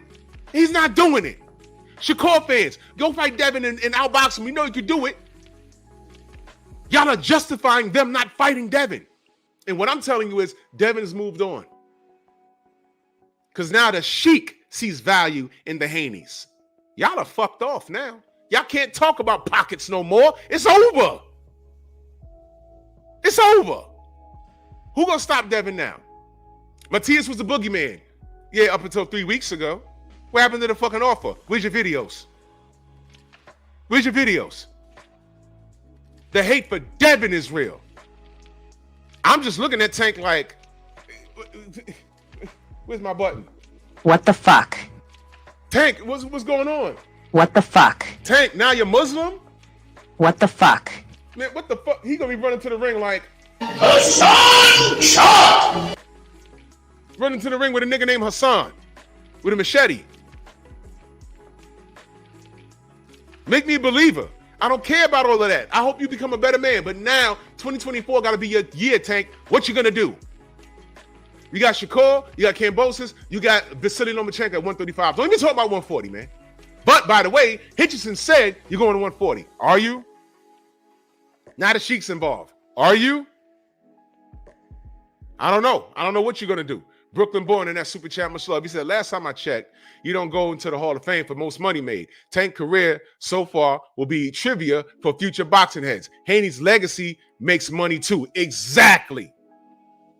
Exactly. I don't give a fuck if you got on your business cap and you're doing calculating that. It don't mean anything. I'm not for that. I'm looking at the work done. And right now, Devin is over there. Well, I don't know if he's there right now, but he's in Saudi with the Sheik. I've seen the pictures. They're about to invest money in him. He's about to see more money than Tank's seen in his whole career. I'm telling you that. And by the way, he has nobody in his pockets like Tank does. 10 years from now, when they walk away from the sport, what you think Tank is going to have? And then look at what Devin is doing, what he's accomplishing in DHP Promotions, and what you think Devin's going to have. He's going to be at home with a cigar, with his feet up, walking around at 200 pounds now, with a fucking roster full of fighters and a flourishing company. What is Tank going to have? And Devin's going to be in the Hall of Fame. Not broke, Hall of Fame, business owner. What is Tank gonna have? What do you really want for Tank? Are you really a Tank fan? Because 2023, he could have did something special. He didn't do it. He could have took care of Shakur. He could have stopped Devin from being undisputed. He didn't do it. This is why Devin Haney is Fighter of the Year 2023.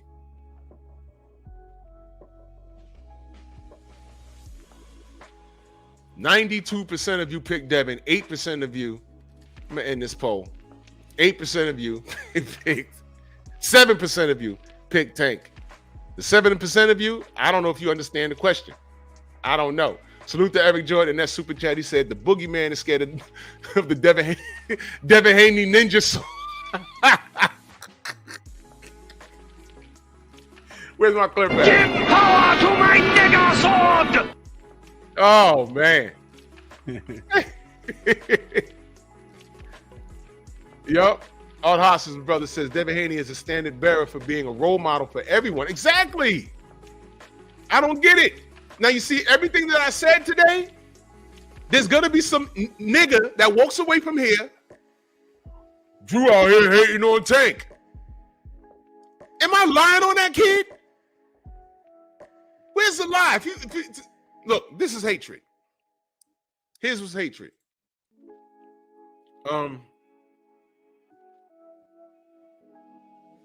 You know what? Fuck Jermaine Ortiz. Who does he think he is beating on Lomachenko? Good for him he lost that fight. Who is he? That's hatred. Knowing that Lomachenko could have lost that fight could have went either way. That's hatred. Why are you hating on Jermaine Ortiz? Just because. And I start talking about some gossip. What I heard, he was in the Key Food on 125th Street, and he ragged up his girl because her EBT card wasn't working. That's hatred. Going off of hearsay and just making shit up. That's what you niggas do with Devin. That's what you niggas do with Bill. Who pulls up on behalf of Tank? Bill's everywhere. AJ fans? AJ don't do that. Is there a YouTube channel in the UK that AJ gives attention to like Deontay gives us? I don't know. I don't follow a lot of those guys. Yeah, he's over there with those dudes, Steinman and what's that guy's name? They hold his nuts, man, big time. But does he show up on their platform at all? Every once in a while, yeah. Okay, I didn't know that. I don't know. Yeah, but that's the UK connection, and then that guy Dape, the guy who has got that job with DAZN, the little black dude with the beard. He's another one that they reach out to when he wants to talk to the public and stuff. Oh, okay. I don't know. I don't know. It goes. Nobody like us, Nobody like us. Okay. It's not like okay. I get it. Those guys are quote unquote real media connected though. Right. They actually write shit and get paid for their shit. They also try to force and enforce narratives. According to what Hearn wants. If Hearn wants a certain spin on something, okay, he goes through those people. They're bought and paid for. Yep. They're compromised. Okay. Yep. Like some of these YouTube niggas over here got compromised. Yep. 1 minute they this, and the next minute they that, and they get compromised. It happens over here all the time. You know, 1 minute your team Haney, next minute your team Tank, and then you're hating on Haney. It was like, what the fuck? This nigga was just Haney, and now what the fuck happened to him? Like, oof, man, money will change a nigga, won't it? I will not be bought. I promise you, I will not. But things are what they are. And TWR says, the War Report. This is my brother. He says, Shakur has been interviewed by Stay Ready Boxing TV multiple times. No love for Shakur. Nah, I don't got no love for Shakur. I used to, but that shit is over, bro. That shit's over. Shamar, what up? That shit's over. I ain't got no love for Shakur. That's shitty cuz. You know, Shitty cuz.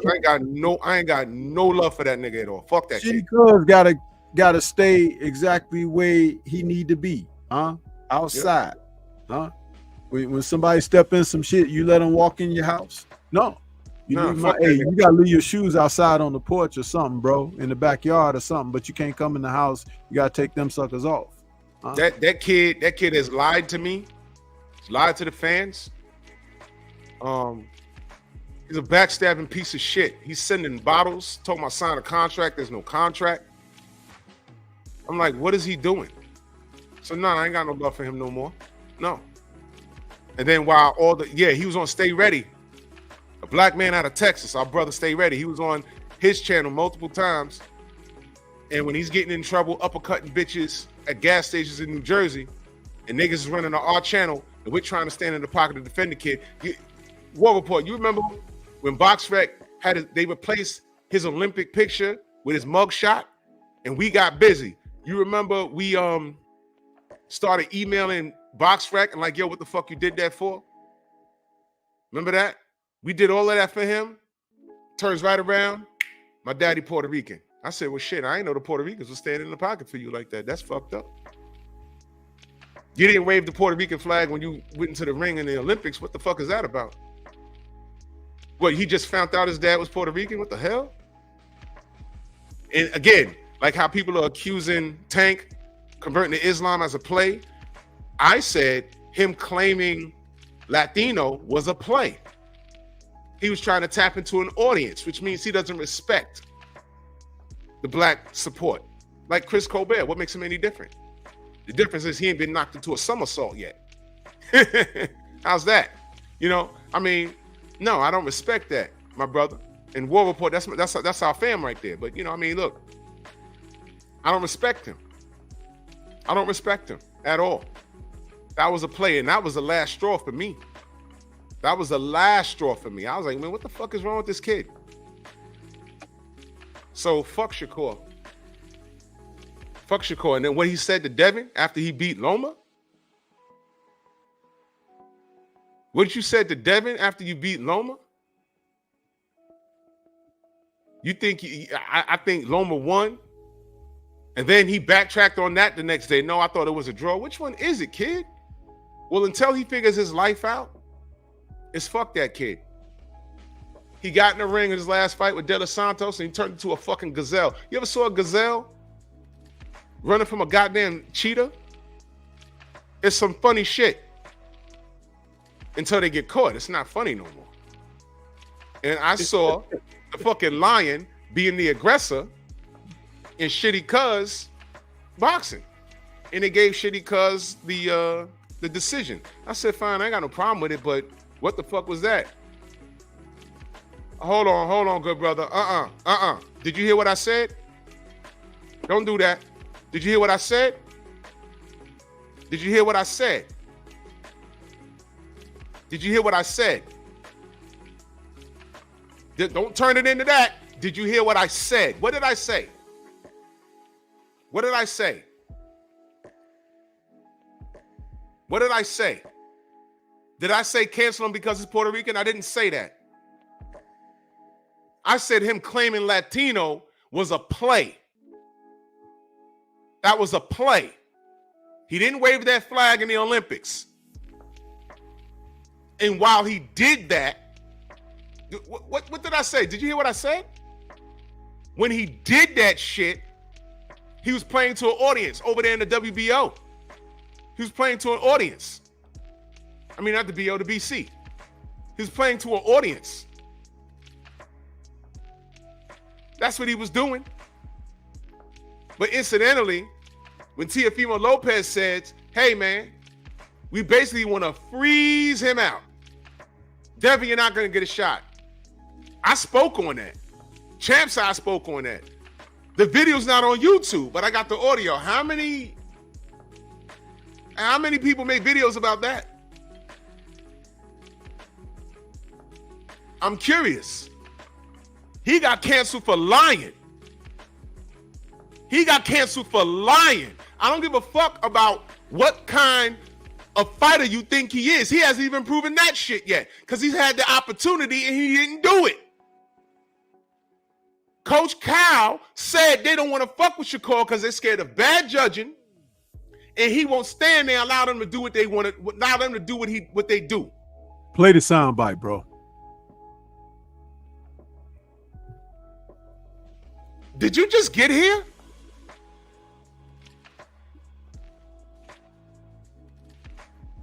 Did you just get here? Did you just get here?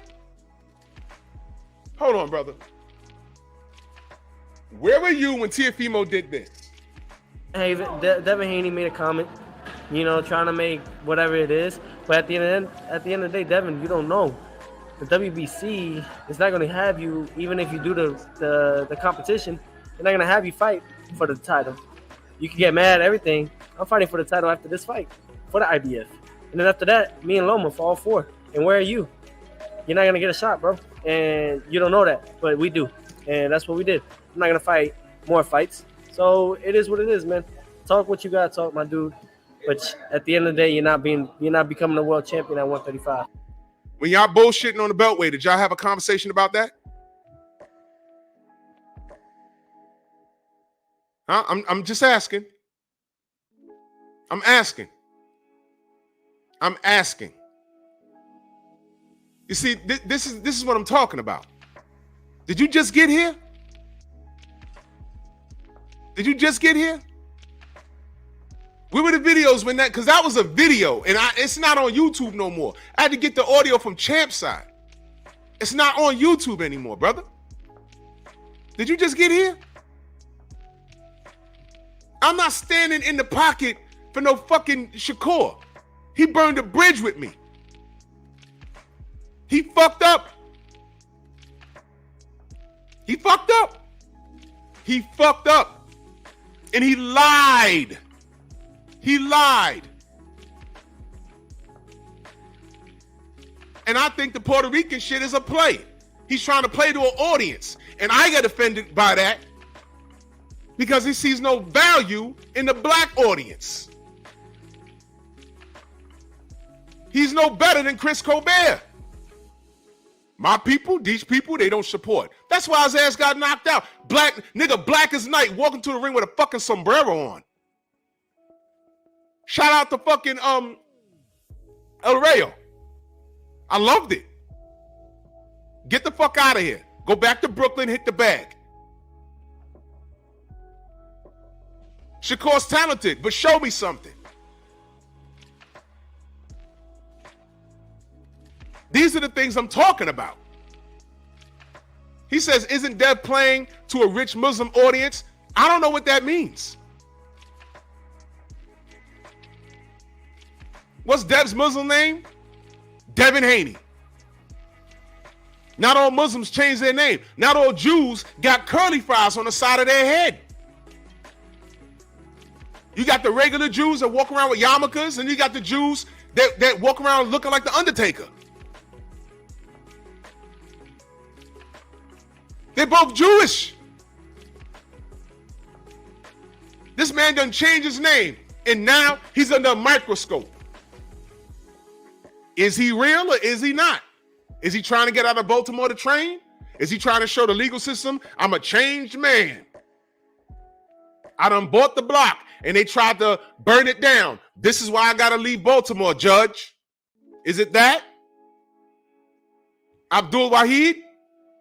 Is it that? Or is he really a changed man? I'm hoping he's a changed man. I'm hoping he's a changed man. I hope this is not a play.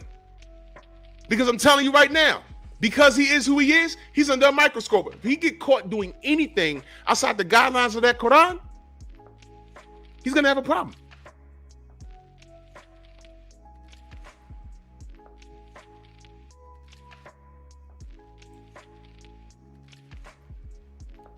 Did you watch my live? Or did you just read the title? Wait, hold on. Fuck that. I got time. Click the link, good brother. I think you're confused on some things.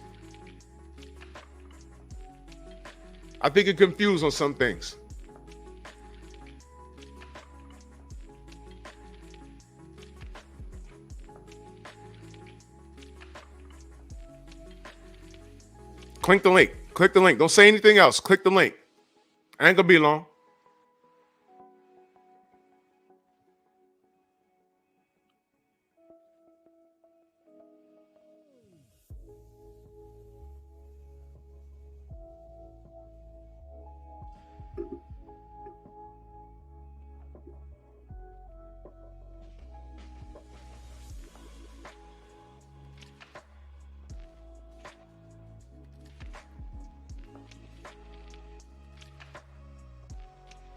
Well, I got a job. Don't rush you. I got shit to do today. But you have time to type. You have time to click the link and just talk. You ain't got to cut your camera on. I know it's you.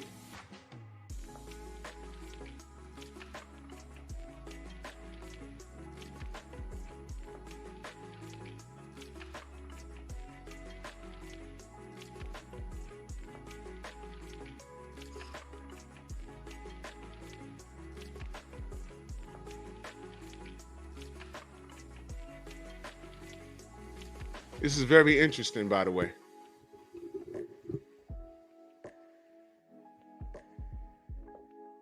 Exactly, main biker. Now, I know that. I know that. My mother's Muslim. She never changed her name. She converted to Islam in the 80s. She never changed her name.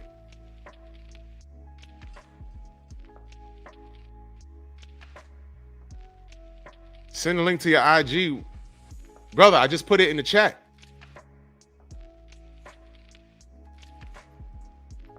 I just put it in the chat. I don't have IG handy right now. All you gotta do is click the link, brother. There it is, right there. It's right there. It's right there.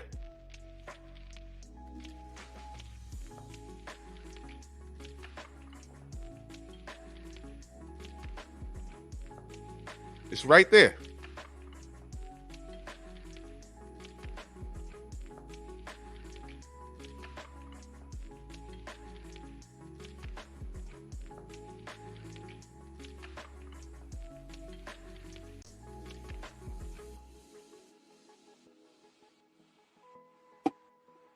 Exactly, King Corleone. Bro, I know a lot of... Okay. What's good? Yeah, you lucky I got time today. You see, acting like I could just jump up in your show. You know what I mean? I'm just commenting in the chat, and now you want me up on the show like I got. You know what I mean? I at the whim of the moment, I could just hop on. You said send it to your IG. I don't have the IG up, so I put it in the chat. You said okay, send it so to your now IG. I'm taking my time. I gotta pull out my laptop. You know what I mean? The lesson to give I'm you saying the you was lesson. on typing, brother. certain You was things. typing, so I said just click the link. So anyway, what you want me on the show for? What you was saying. And what? I don't agree with you. I don't agree with you. All right, please explain. Because you talk because you want to talk about being emotional, you know what I mean, and shit like that. But Who's emotional? Who said anything about being emotional, good brother? You. I said being emotional. That's what I said.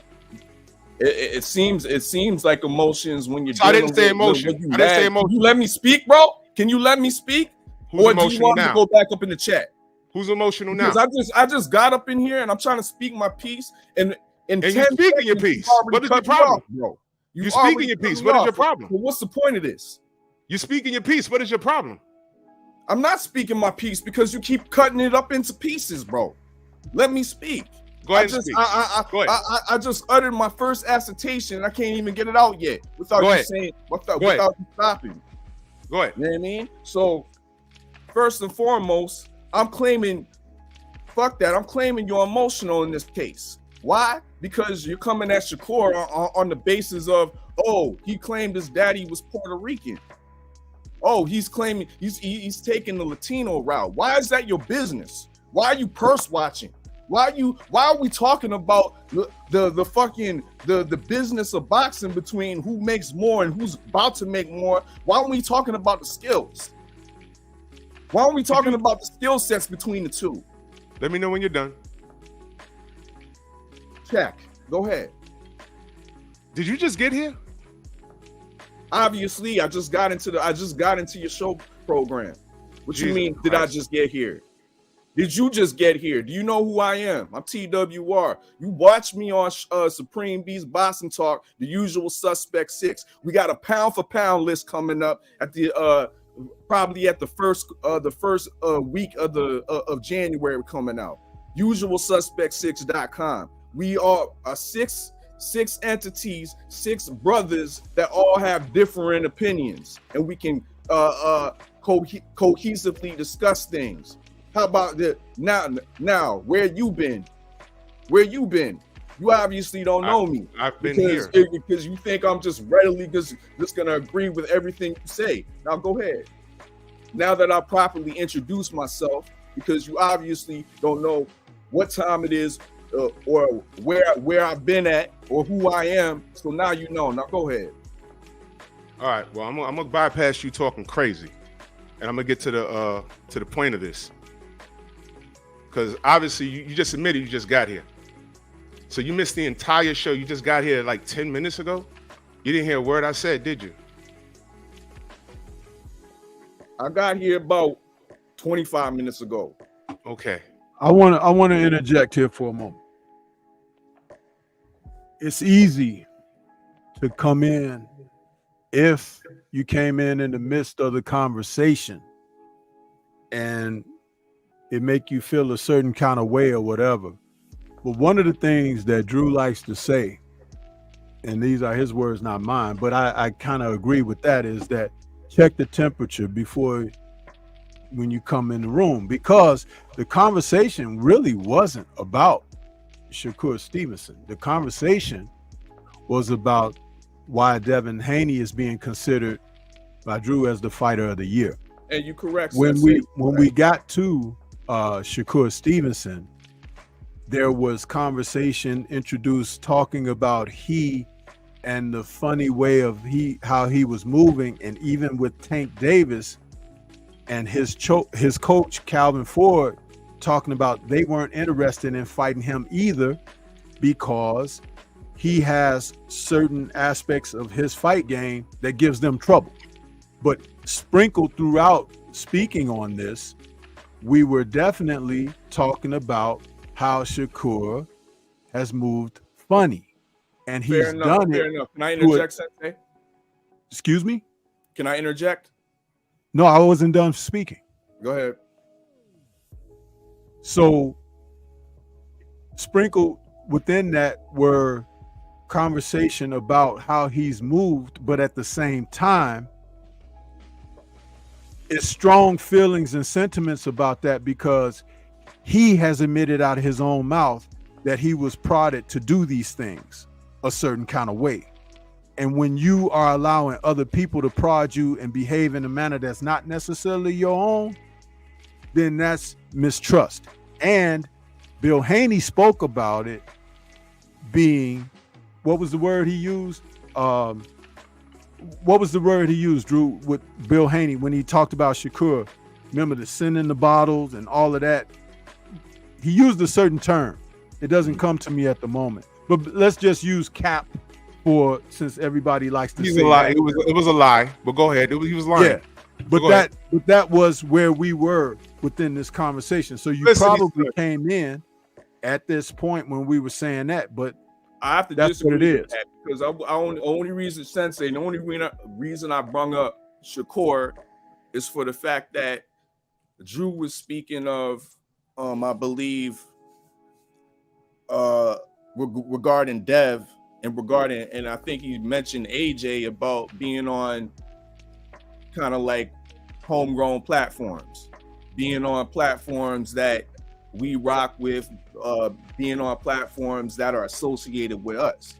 And that's why I had to bring up Shakur, because I was like, Hey, yo, Shakur been on Stay Ready Boston TV multiple of times, been on Ringside Views multiple of times, and that's rocking with the LDBC. No, it's not. Yes, it is. No, it's not. Stay Ready Boston TV's LDBC. What is you talking Wait, about? hold on. That man has never shouted out the LDBC, ever. I've had multiple fighters on my show. They don't shout out the LDBC. I'm not saying that they fucks with the LDBC just because they jumped on here and spoke to me. And I'm talking about this kid's behavior. That's what I was talking about. In comparison to how Devin gets attacked. And I actually gave Shakur an alley-oop because Tank's team is ducking him. Did you hear me when I said that? Did you hear me when I said that, brother? It's irrelevant, but yeah, no, it is very relevant, brother. It's very relevant. Hold on, brother. No, I'll let you speak. You talking about, we not talking about skills. I'm saying that Tank and his team knows that Shakur's skill set is better than his. I've been saying it for 3 weeks. I've been saying that for 3 weeks. When Shakur does something fucked up, I speak on it. Like I did. When Tank does something fucked up, I speak on it. Now, you only been on here for 25 minutes, brother, and you came in here angry and firing shots. I didn't know that you and I had this kind of rapport. What is this?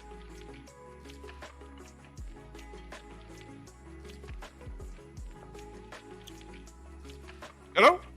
Yeah, I'm here. I didn't know that this is I don't how know what you ask. I don't know what you asking me. I didn't know. When did you and I have this kind of relationship that we talk to each other like this? When did that happen? What do you mean? What are you talking about? Yo, how you talking to me right now? Because I'm not. How you talking to me crazy, bro? I'm talking to you crazy. I would never, ever come to your space and do this. Never. Okay, so now I'm talking to you crazy. Yes. This is why. This is why you should have left me in the chat, B. No. I haven't disrespected you. I haven't disrespected you once. Look at the chat. I don't care what the chat. Hey, listen, brother. Look at me. Hold on. Look at me. I haven't disrespected you once. Hold on. Look at the chat, nigga. Look at the chat. Hold on. There has been much aggression from when you arrived on the scene there, World Report, and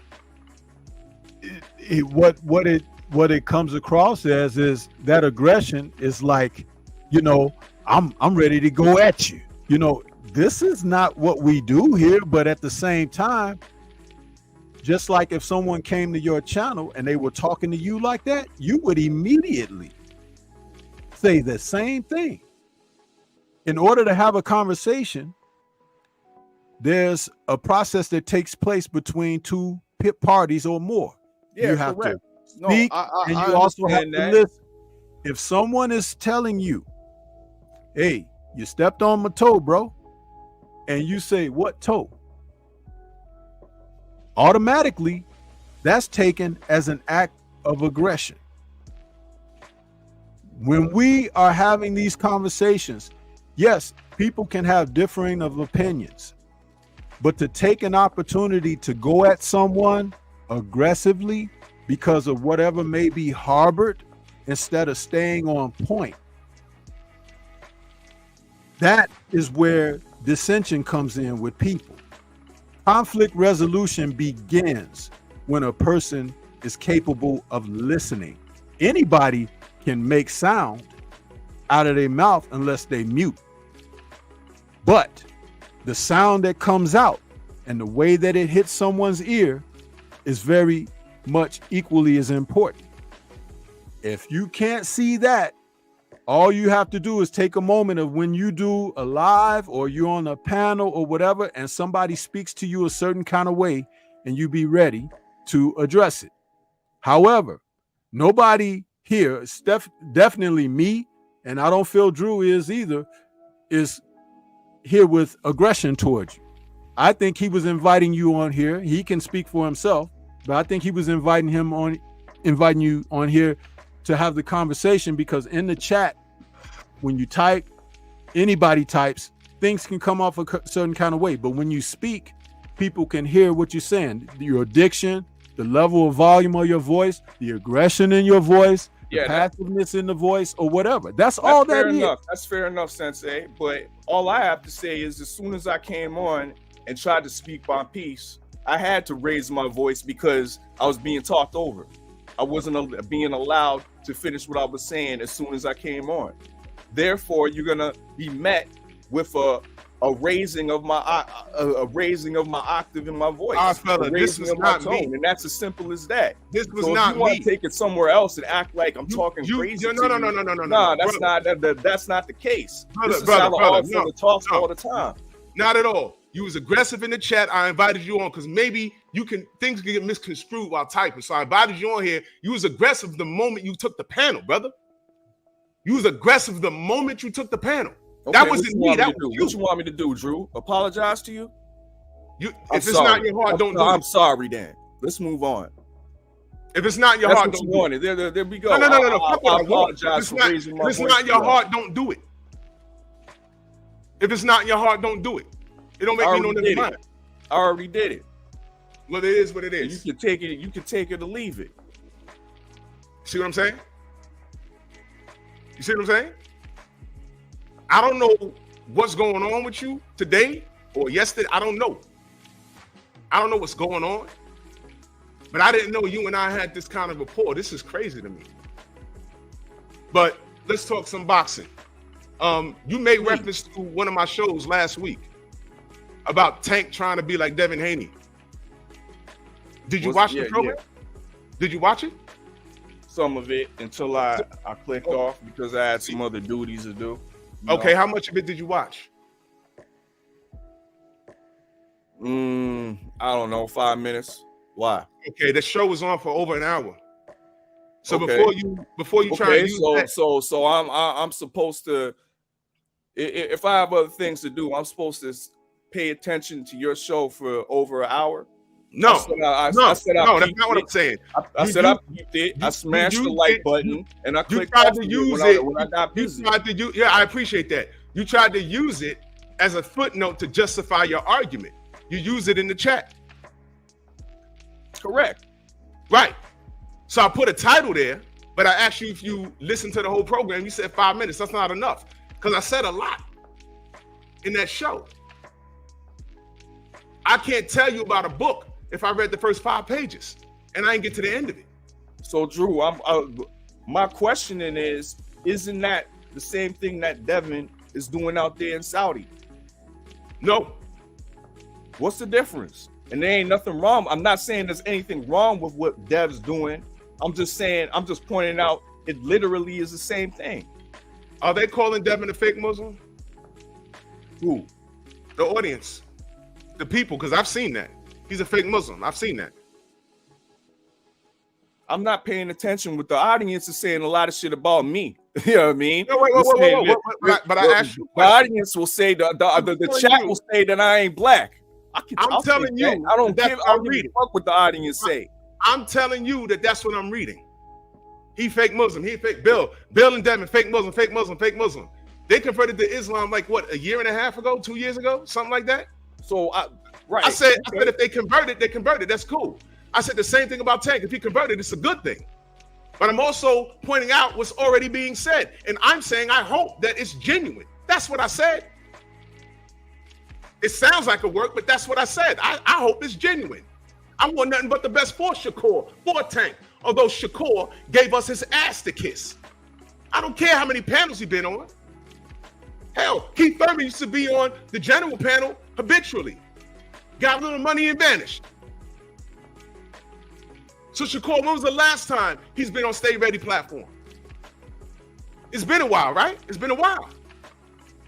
But that don't mean he represents the LDBC. He haven't saw our name just once. Not even once. Not that I've seen it. So I can't say that he fucks with us. I can't say that. Especially if you running around lying. The kid is a liar. Proven. Fact. And what do people say about the Haneys? They're fake. They're cap. They're lying. So I'm coming in defense of him, just like I came to the defense of Tank when his fucking girl tried to get him killed. Were you here when I talked about that? All these questions about if I was here for all your shows, like, yeah, I mean, I don't remember how many shows I don't watch of yours, but I can't pinpoint if I was there for all these little segments. So how are you judging me? How are you judging me? Question? How are you judging me? If you don't hear my material, how could you judge me? Today, they were discussed during this show earlier. Shakur he wasn't the focal point of this show, brother. I was just breezing over what he did, and I didn't lie on him. Odd fella, you know I didn't. I don't gotta lie on him. Now that shit with the Puerto Rican thing, I'm not the only person with that opinion, but I stand on it. I think he was trying to reach out to another audience, which tells me he don't see complete and total value in the black audience. Evidence of that. Tell Stay Ready to get him an interview with Stay Ready right now. Tell Stay Ready to hook him up. I will, and he'll do that. Please. And he'll do that, and he'll be on the platform. Let me know, because I want to ask Shakur. I want to know what the fuck's wrong with him. I want to know. I want to ask him man to man or man to child, because I'm significantly older than him. You see, the problem here is, and the problem with a lot of trolls is that they'll read a title and they don't listen to all the material, and I have a preconceived notion about what I'm saying. You've been here for 20 minutes. You didn't hear the whole show. You made reference to a title on my show last week. You didn't even listen to it. You listened to 5 minutes of it. What's the point of hitting the like button if you didn't hear what it's saying, but you're offended by the title? What's the point? It doesn't make sense. Yes, I got a problem with Shakur. I don't like how he's moving. Yes, I got a problem with how the Haneys are being treated. Yes, I got a problem with that. Yes, I got a problem that Tank not reaching his full potential, but somehow he's the face of boxing. They're doing him a disservice. And I'm proving that right now. The truth is, the Devin Haney train could have got stopped if Tank could have stopped it. He didn't do it. Shakur could have stopped it. He didn't do it. And if Lomachenko fucks around and becomes undisputed at 135, it's happening under Tank's watch again. And Tank team don't want no smoke with Shakur. Coach Cal said it. I ain't got to get on here and lie. So then when you come in 15, 20 minutes into the show and all you hear is what you think me just shitting on Shakur, that's not fair, bro. You didn't even know what I was talking about for the first hour of the show. And then you come in here guns a-blazing. That's why I said I ain't know you and I. We're talking boxing right now, aren't we? No, but we are talking about. Well, I'm talking boxing. About no purse watching. Who makes what you mean? What you? Hold on. Right now. What you mean? I said again. I said I don't like talking about money and shit. But I shut the money talks down because I said that don't apply to Devin Haney, because Devin Haney's in a different atmosphere right now when it comes to that. So we can talk boxing now. So if we're talking boxing, how come Tank didn't take care of Devin for the 4 years that shit was live? How come Shakur didn't take the 25% when he could have won it when he was drained? That's boxing. They ain't got shit to do with money. And I said that. I said that, brother. Did you hear me when I said it? But you wasn't here an hour ago.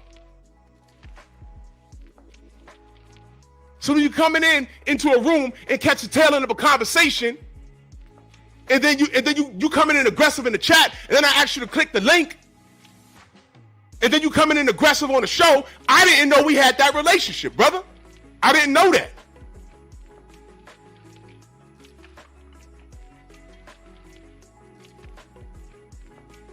I'll leave it to you.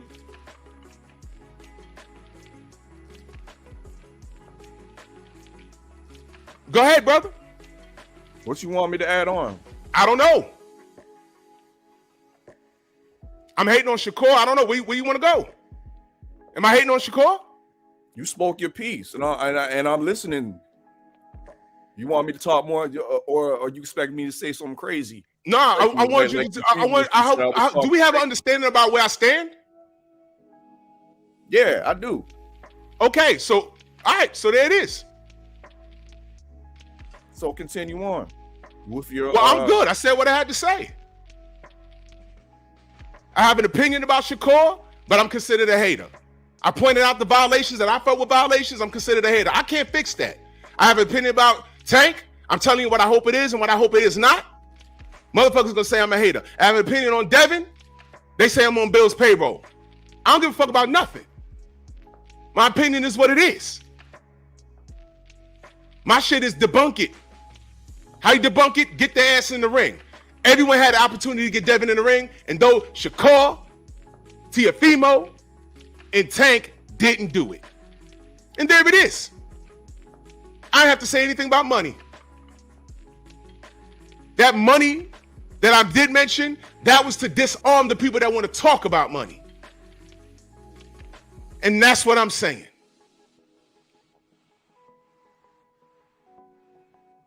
You have anything else to add, good brother? I mean, we can agree to somewhat disagree. I still feel that it's kind of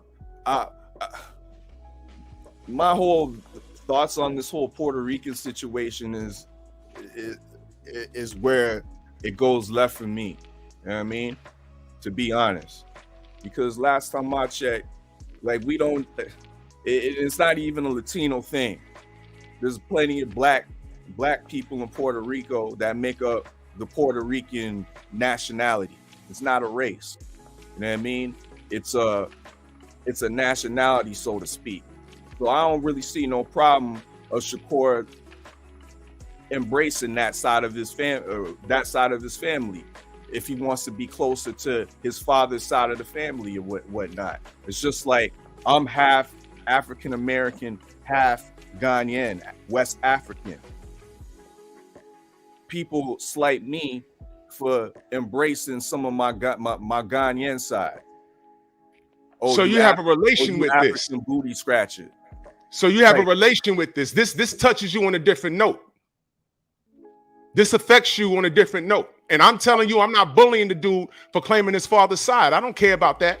That's where I'm coming from with it. Because yeah, you're right. I do have somewhat of a relation to. I can understand when you have parents of two different type of nationalities. All right, fella. What if I told you I have Puerto Rican in my family? What if I told you that? Okay, thank you. Okay. What if I told you I qualify to speak on this shit more than anybody? What if I told you that? Pardon me, say that again? What if I told you I qualify to speak on that more than anybody does? What if I told you that? Elaborate on that? I just told you. I just told you. Because you have Puerto Rican in your family? Absolutely. Absolutely. On my daddy's side. Absolutely, I do. Ask Cano Loco. Absolutely, I do. And all I asked was, why is he waving that flag now? Why is he waving that flag now? He didn't wave it in the Olympics. And he was over there on ESPN. And you know how Bob Arum. Some people mature. Some people grow into certain, like when you're a child. You got to remember, Shakur was young in the game, and is still a young man growing into trying to find himself, who he is. And this is part of the journey. Me myself, I'm gonna be honest. When I was younger, I shunned being half African because it wasn't cool to be no African at one point. So I didn't really fly that Ghanaian flag like the way I should have.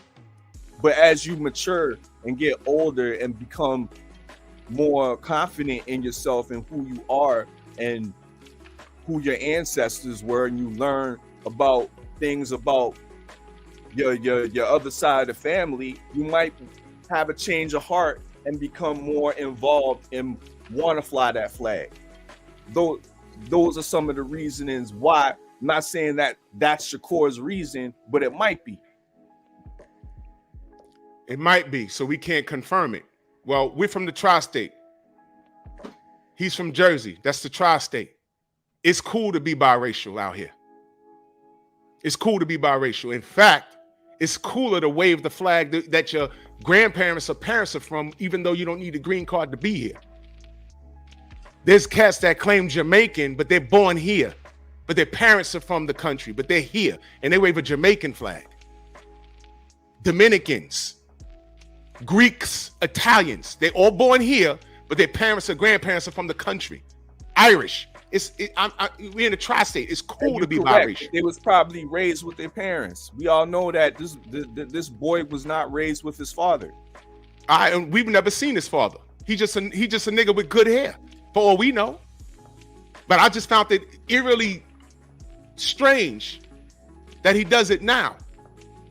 Whereas, with respect to his black side, we know as a boxing community that Top Rank sees more value in the Latinos, into that fan base than they see with black people. Evidence of that, they had Floyd Mayweather, let him go. You understand? They let him fly the coop. And he's contributing to undermining the power of the black dollar. That's how I saw it. That's how I saw it. And I got offended. Just like Chris Colbert walking around with a fucking sombrero on, completely disrespectful.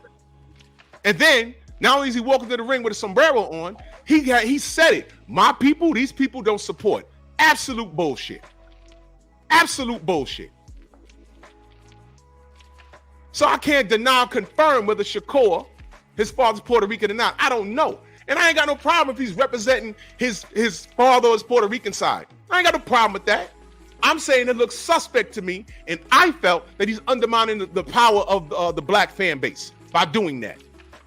After we stood in the pocket for him. When they put his mugshot on motherfucking BoxRec, I wrote emails to them, several. Why did you change his picture on BoxRec to his mugshot? In fact, somebody went in there and put it back to the Olympic picture, and then someone else went back and put it to the mugshot. Knowing that we can't find a mugshot of Sergey Kovalev online. Why they do that to our brother? Why'd they do that? And then through all of that, through all the lying and talking shit and putting up and saying shit and taking it back, then he turns around and say, oh, well, guess what? I'm half Puerto Rican. I'm like, what the fuck are you doing, kid? We're not enough? Cool. But we're seeing what you're doing. So if he's lying about everything, he could be lying about that. Because once you was a liar, you's a liar. I have a problem believing everything you say now. You're lying about sign a contract. You're lying about who won this fight. You're lying about the 25% I'm not enough. I'm supposed to believe that your father's Puerto Rican, dude? Or just going off what you said? For all I know, Bob Arum told him to say that shit. I don't know. But that wasn't my focus on that. I said what I said. I meant it. I stand on it. But I understand if you have like a personal relationship to that part, because it's affected you where you're from. Sorry you went through that. But I'm saying in the tri-state, it's not like that. I'm saying if the kid's lying about everything else, I'm supposed to believe that his father's Puerto Rican. He could be. I don't know. But I don't believe him. I don't believe him. I don't believe shit that kid says, and I don't respect it. He's conducting himself very foul. And no one could disagree with me with that part. He's conducting himself so foul. And the way he's treated us as a fan base. Foul. The way he's lied on Devin. Foul. Unforgiving. That's what I'm talking about. So that was boxing. So how you relate to him, with me questioning his father being Puerto Rican, that's something personal for you. But that had nothing to do with boxing, brother, did it? It didn't have anything to do with boxing. To him it did, because I felt that he was trying to reach out to another fan base. That was a marketing ploy. To me it was. I don't know. I don't know if his father's alive. I don't know if he's dead. I don't know nothing. I just said, look at this nigga. I don't believe him. He's been lying the whole time. I don't believe him. How many Puerto Ricans sent emails to BoxRec saying change his picture? That's a fact. I know a bunch of niggas that got busy that's for him. A fact. We was involved in that. I was involved in that too. I sent a email to BoxRec regarding that issue too. I sent 8. I sent 8. 8. That's how many. And I only got 3 emails. I sent 8. So I was rocking with Shakur until he gave me his ass to kiss. So that's my problem with Shakur.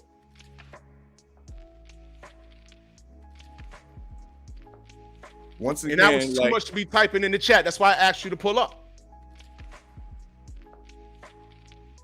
And I'm here. All right, cool. So when you hit up Stay Ready, you know what? I got his number. I'll text him. I'll ask him if he can get Shakur on the live. And I would like to pull up and talk to Shakur myself because I have questions. And you know I'm not disrespectful. I have questions. That's all.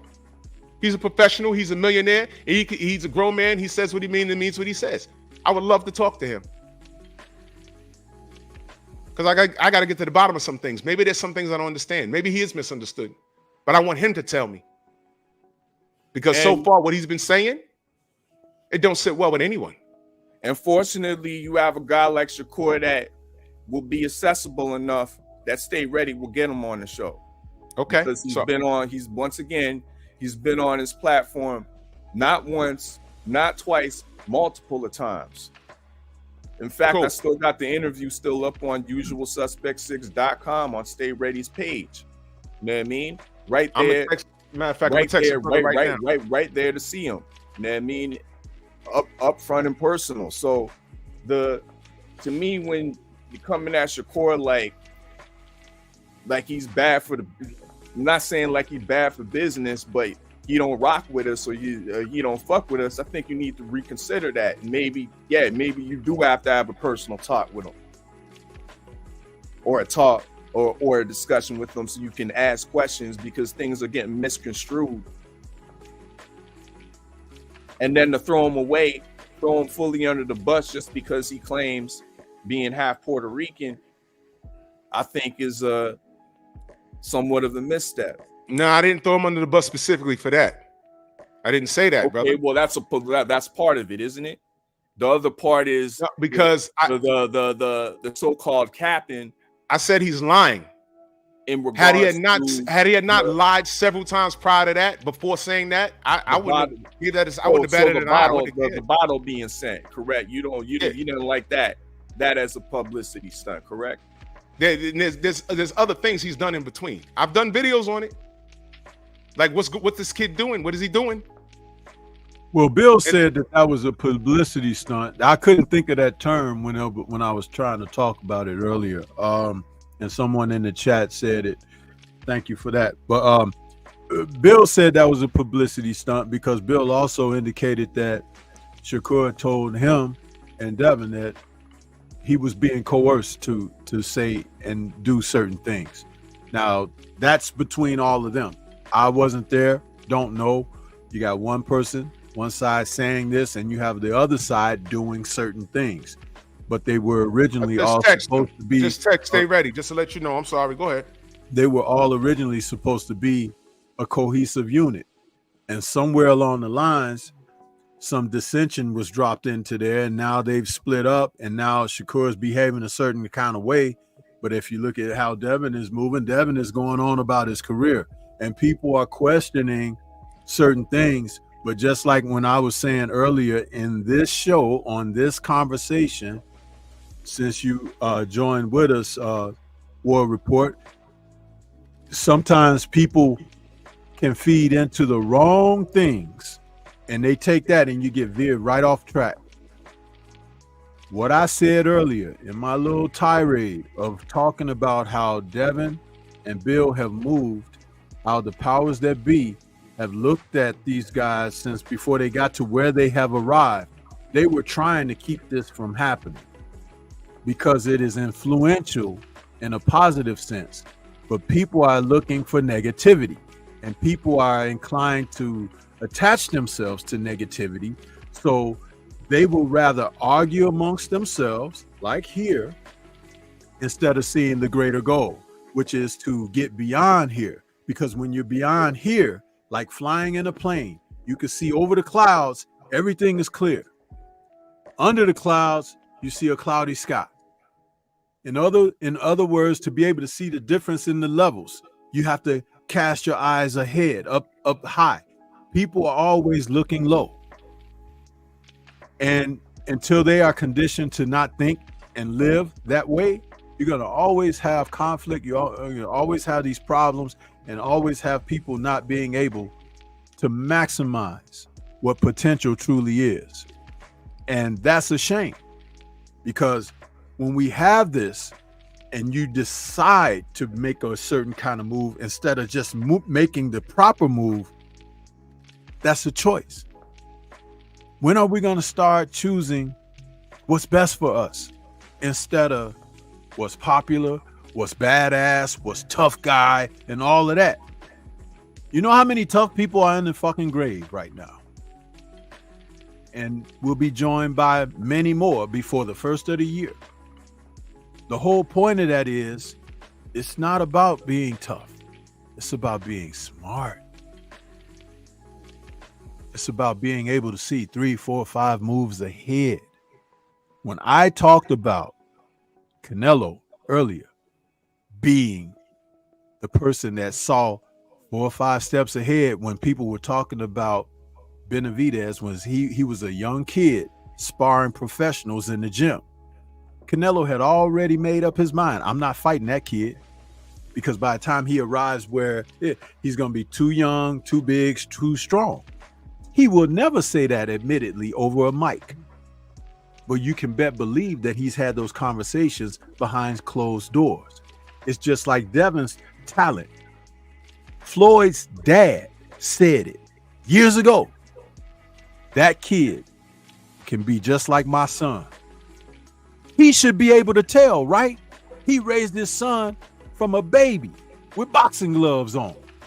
So he's looking at this kid, he's looking at the kid's dad, how he wants to make him move and everything, and they picked up on that positive energy. So much to the degree that they didn't even sign with Floyd because they wanted something different, something better. That's the other part. This is not something to be hating on.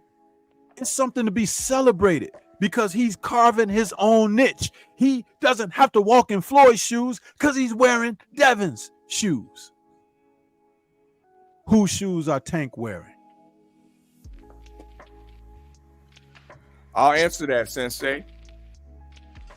And people that have listened to me speak on Supreme Beast Boxing Talk on my own play, I haven't been active on my own channel in regards to boxing so much, but people that are familiar with my sentiments know that I've always stated that Tank is being controlled by Floyd Joy and Nostrils, straight, simple, and plain.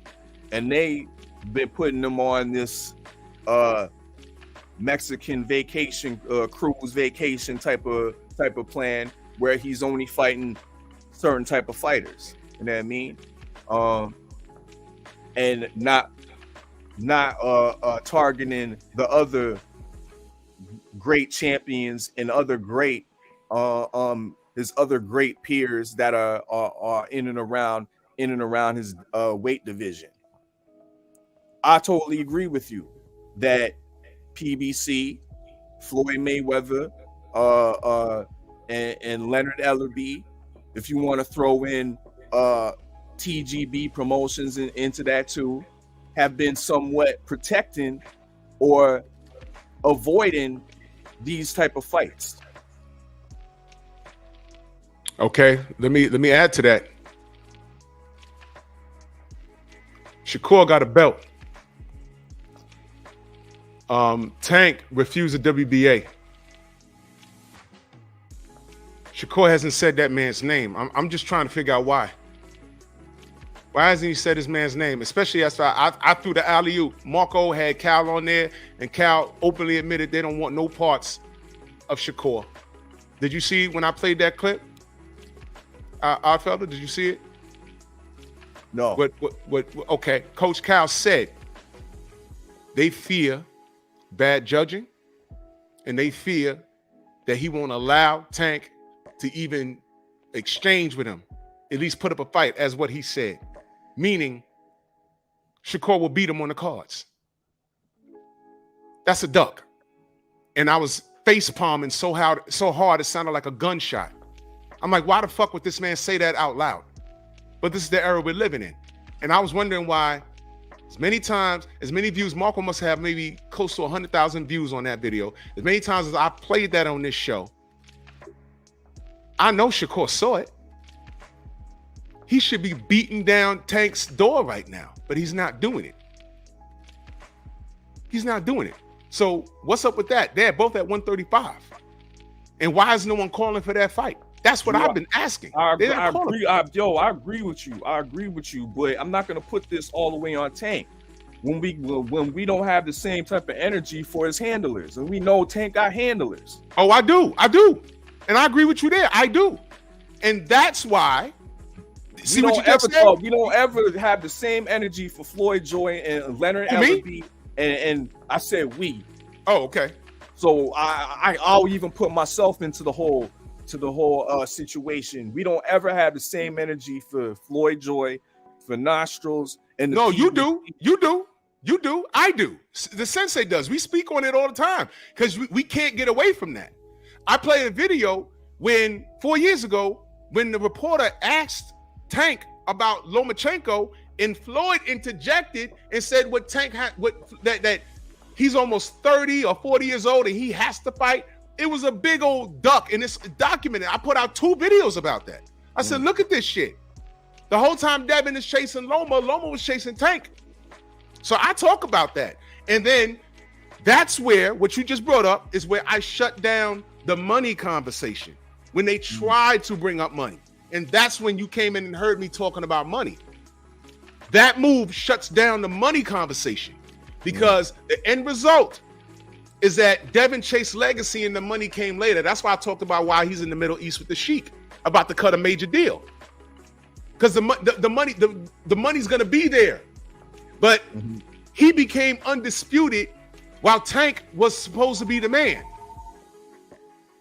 You see what I'm saying? That's why I was shutting down the money conversation. You never hear me on my channel talking about who got this cut and that cut. I'm not a numbers guy. I get to the meat and potatoes. I get to the business. I always say on my channel, we keep it simple over here. We keep it simple. I'm not a numbers guy. There's places they can go for that. I'm not a numbers guy at all. I say keep it simple. All right? Devin is reaping what he's sown already. He's reaping what he's sown.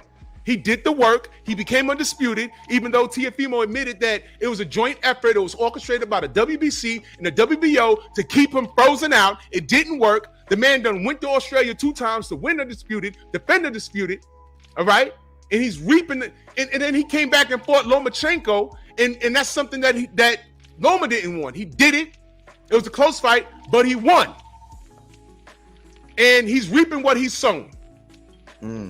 He's reaping what he's sown, and these are the benefits. And I tell the Shakur fans, before he went to 140, Shakur had an opportunity to get him drained. And he said, I'm worth more than 25%, and I disagree with that. I disagree with that because Shakur hasn't done the work that Devin has done. Now, why the hell does Devin have to sacrifice all of this? But when it comes to Tank, he's a super A-side, and everyone got to come to him. Devin is living proof on getting shit done. Living proof. So when you came in, I think you came in and caught the tail end of a conversation. And I know that the biracial thing, excuse me, I'm sorry.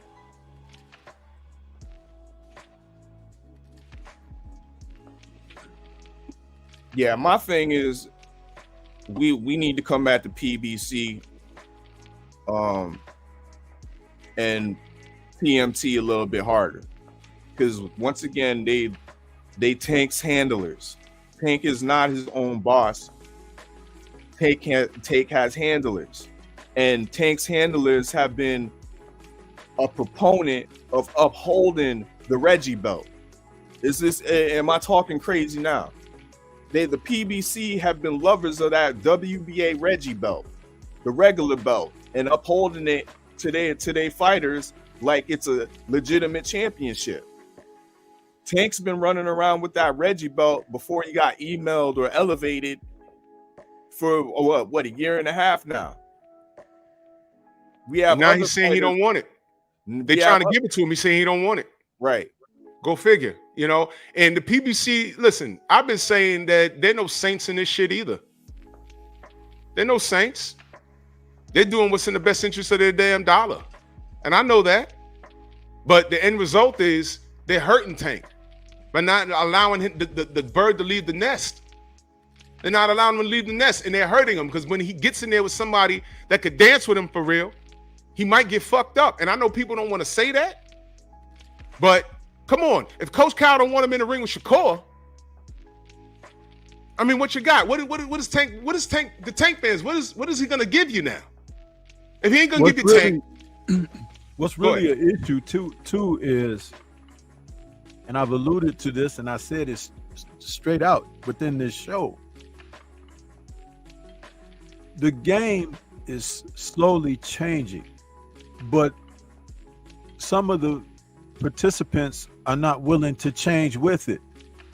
What I've learned from the observation of fighters like Canelo, Devin,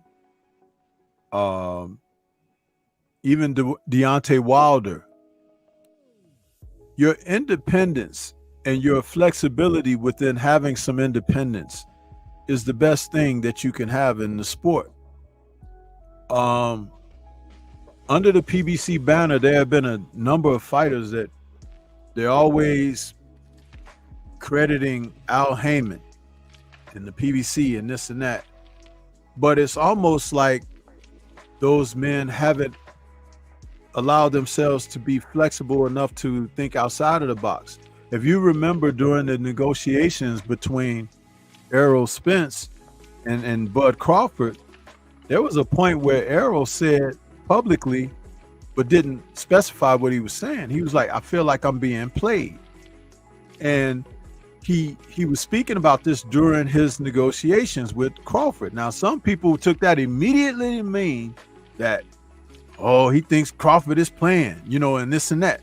Mm-hmm. But how about the notion of he was on a huge learning curve of finding out just how much control he didn't have and how much control he could possibly have, and was at a crossroads within that. Because remember, the objective is for them to make money off of you. yes, Make Yes. money off of you. And when you see a fighter like Devin, who has moved independently, taking lesser money on this end, but for a greater gain on that end, and things of that nature, that's what the common person is not necessarily going to do. Don King used to pull a trick on his fighters by saying, hey, we're going to get you $1 million for this fight. Okay? But then he would give them like a $250,000 or $300,000 cash bonus, cash in the hand. And they would gladly take that money. Then he wouldn't pay them the $1 million. And he would say, I had to take, you know, taxes out and pay for other training fees and this and that. That's why you don't really get the full $1 million. But you took that $300,000 advance. You see, instead of standing and saying, I want my money, the full amount, this and that, why'd you take the cash advance? Because you was hurting, you was hungry. Your family need to eat. You got bills that need to be paid. You see, these people, they live off of the fighter's blood, but the fighters are the ones shedding the blood. mm-hmm. And when think about when Deontay Wilder and AJ were trying to negotiate 6 years ago or whatever, and Deontay was like, okay, you want a $50 million deal? Check your bank account. This is what we're going to do, this and that. AJ talked to Hearn about it, hey, this guy's gonna pay me $50 million. Hearn's like, you don't want to do that. No, there's something up with that, this and that. But Hearn is saying no because Hearn didn't have access to that money. That's right. He did not have access to that money. And he convinced that man to not accept potential generational wealth for himself. And now he's under a damn lifetime contract with Hearn. A lifetime contract with the man. And did you see him when he lost the second fight to Usyk? How he came apart mentally in there, crying on the dais, throwing belts out the ring and all of this. You know why? Because the pressures of making the wrong moves and then still having someone suck your blood. Dude, some people have deleted themselves over this stuff. But here you have someone to follow, someone to say, wow, let's try to do it that way. At least lead by example. I want to try to figure that out for myself with DHP. Okay? That don't mean you got to sign with DHP, but you look at how they're moving and everything, it's like it's a different way. And it's a way that the PTB don't want you to be able to think of. It's just like, what if we all here with what we do, us as content creators, could be on one accord, and that accord be produce the best boxing content, conversations, interviews, videos, live streams, talking about the sport and not warring with each other because you like blue and he likes red. You understand? To have a greater, further, farther picture for yourself, you shut down old media totally. But as long as old media can say, hey, Drew, what if I can give you 15 grand? Which is exactly what they offered. This guy over here. And even though we know you like your guy or whatever, just go against this guy because it stimulates the conversation of talk. So I'll have that money emailed into your account in 24 hours. Is that okay? Well, my bills do need to be paid. Okay, yeah, let me do it.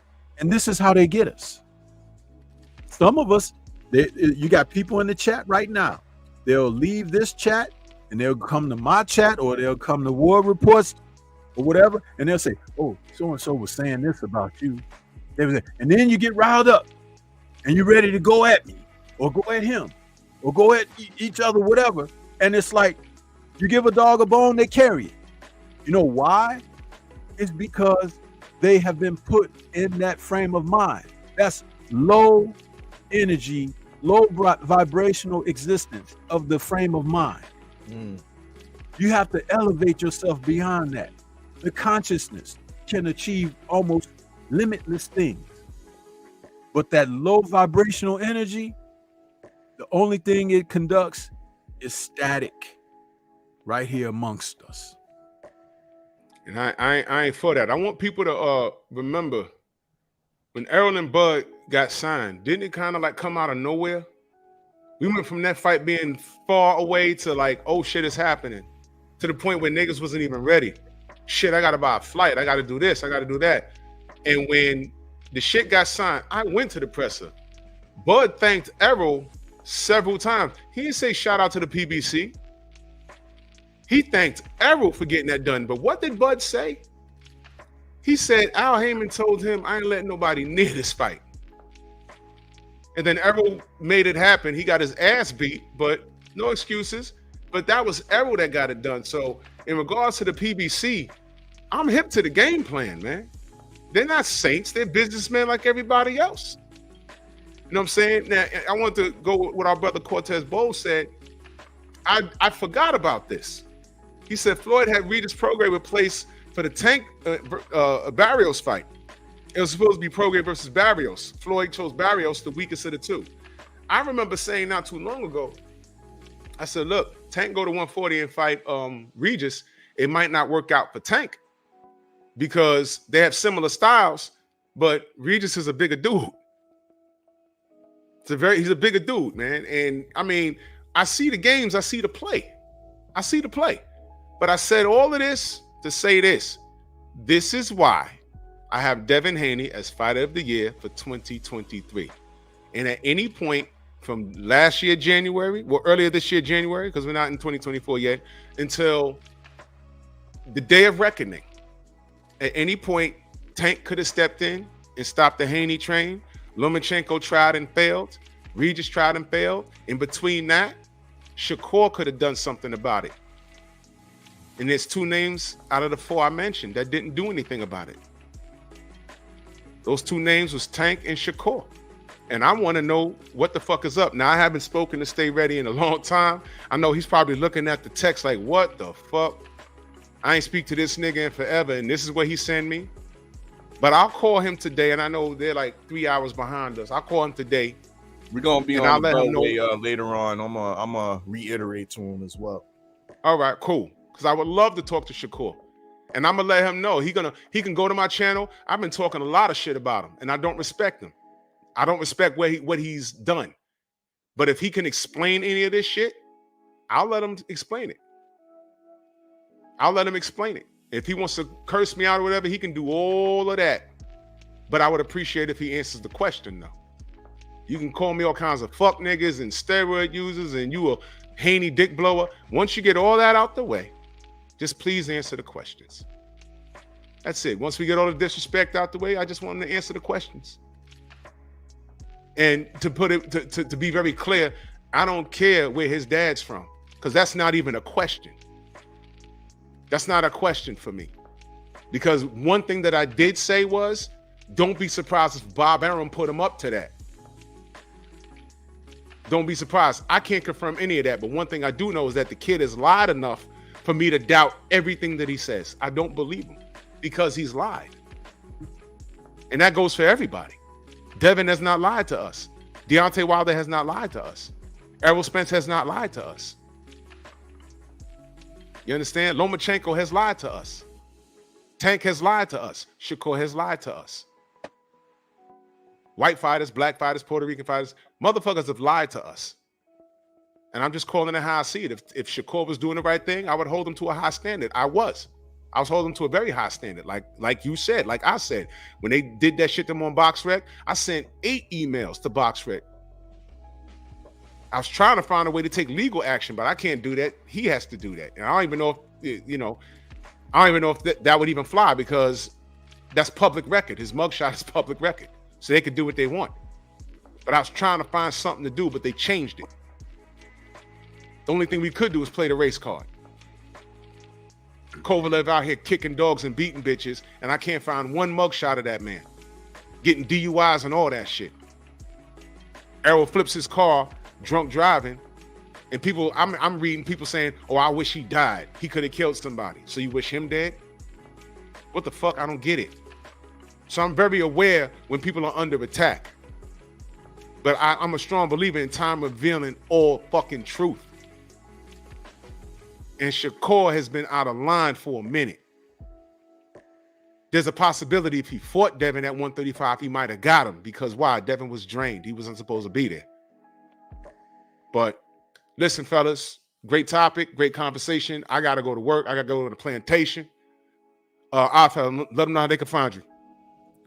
I don't know if they want to find me. Half the motherfuckers in the chat. I don't care what they think. But yo, they can find me. I think we going live 4:30 p.m. Eastern time. Supreme Beast Boxing Talk.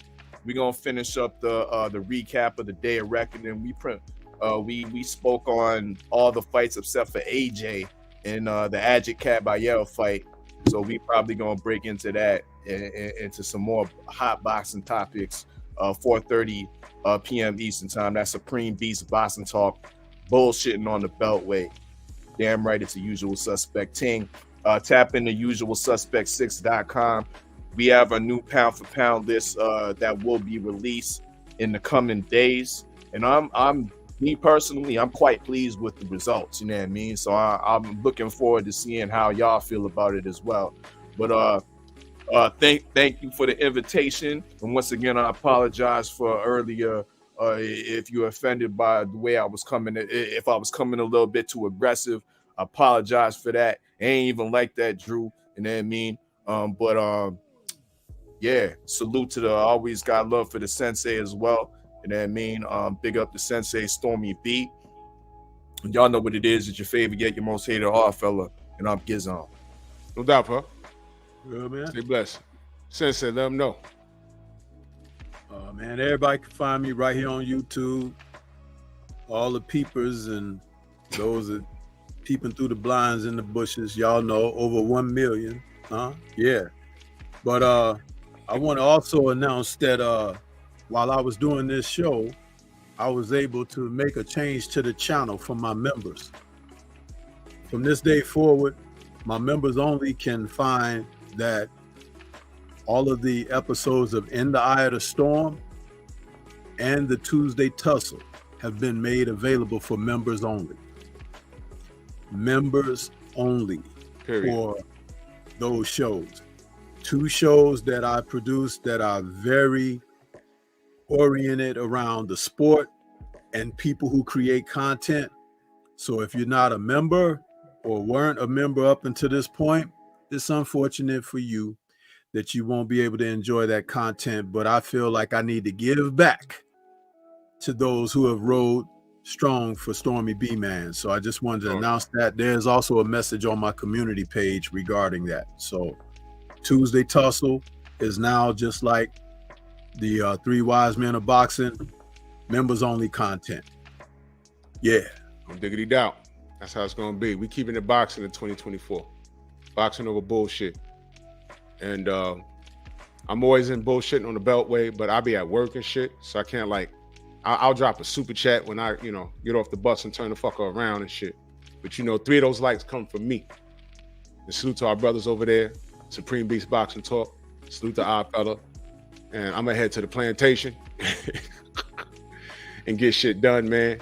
Salute to Devin Haney, Fighter of the Year 2023. And keep grinding. Time reveals all truth. And the lie is nothing but the long way to the truth. And he has spoken by way of his work in the ring. And the money's there. So who's the A side for real? And if I get a chance to talk, if Stay Ready can hit up Shakur and I get a chance to talk to him, I'll let y'all know ahead of time. I have questions. And I ain't got to be disrespectful because he's a kid. But I'm going to have some questions though. Understand? I'm going to have some questions. Y'all know how I do. And I'll catch you on the rebound, man. Salute to everybody in Venmo, the Zelda, Cash App, the Super Chat.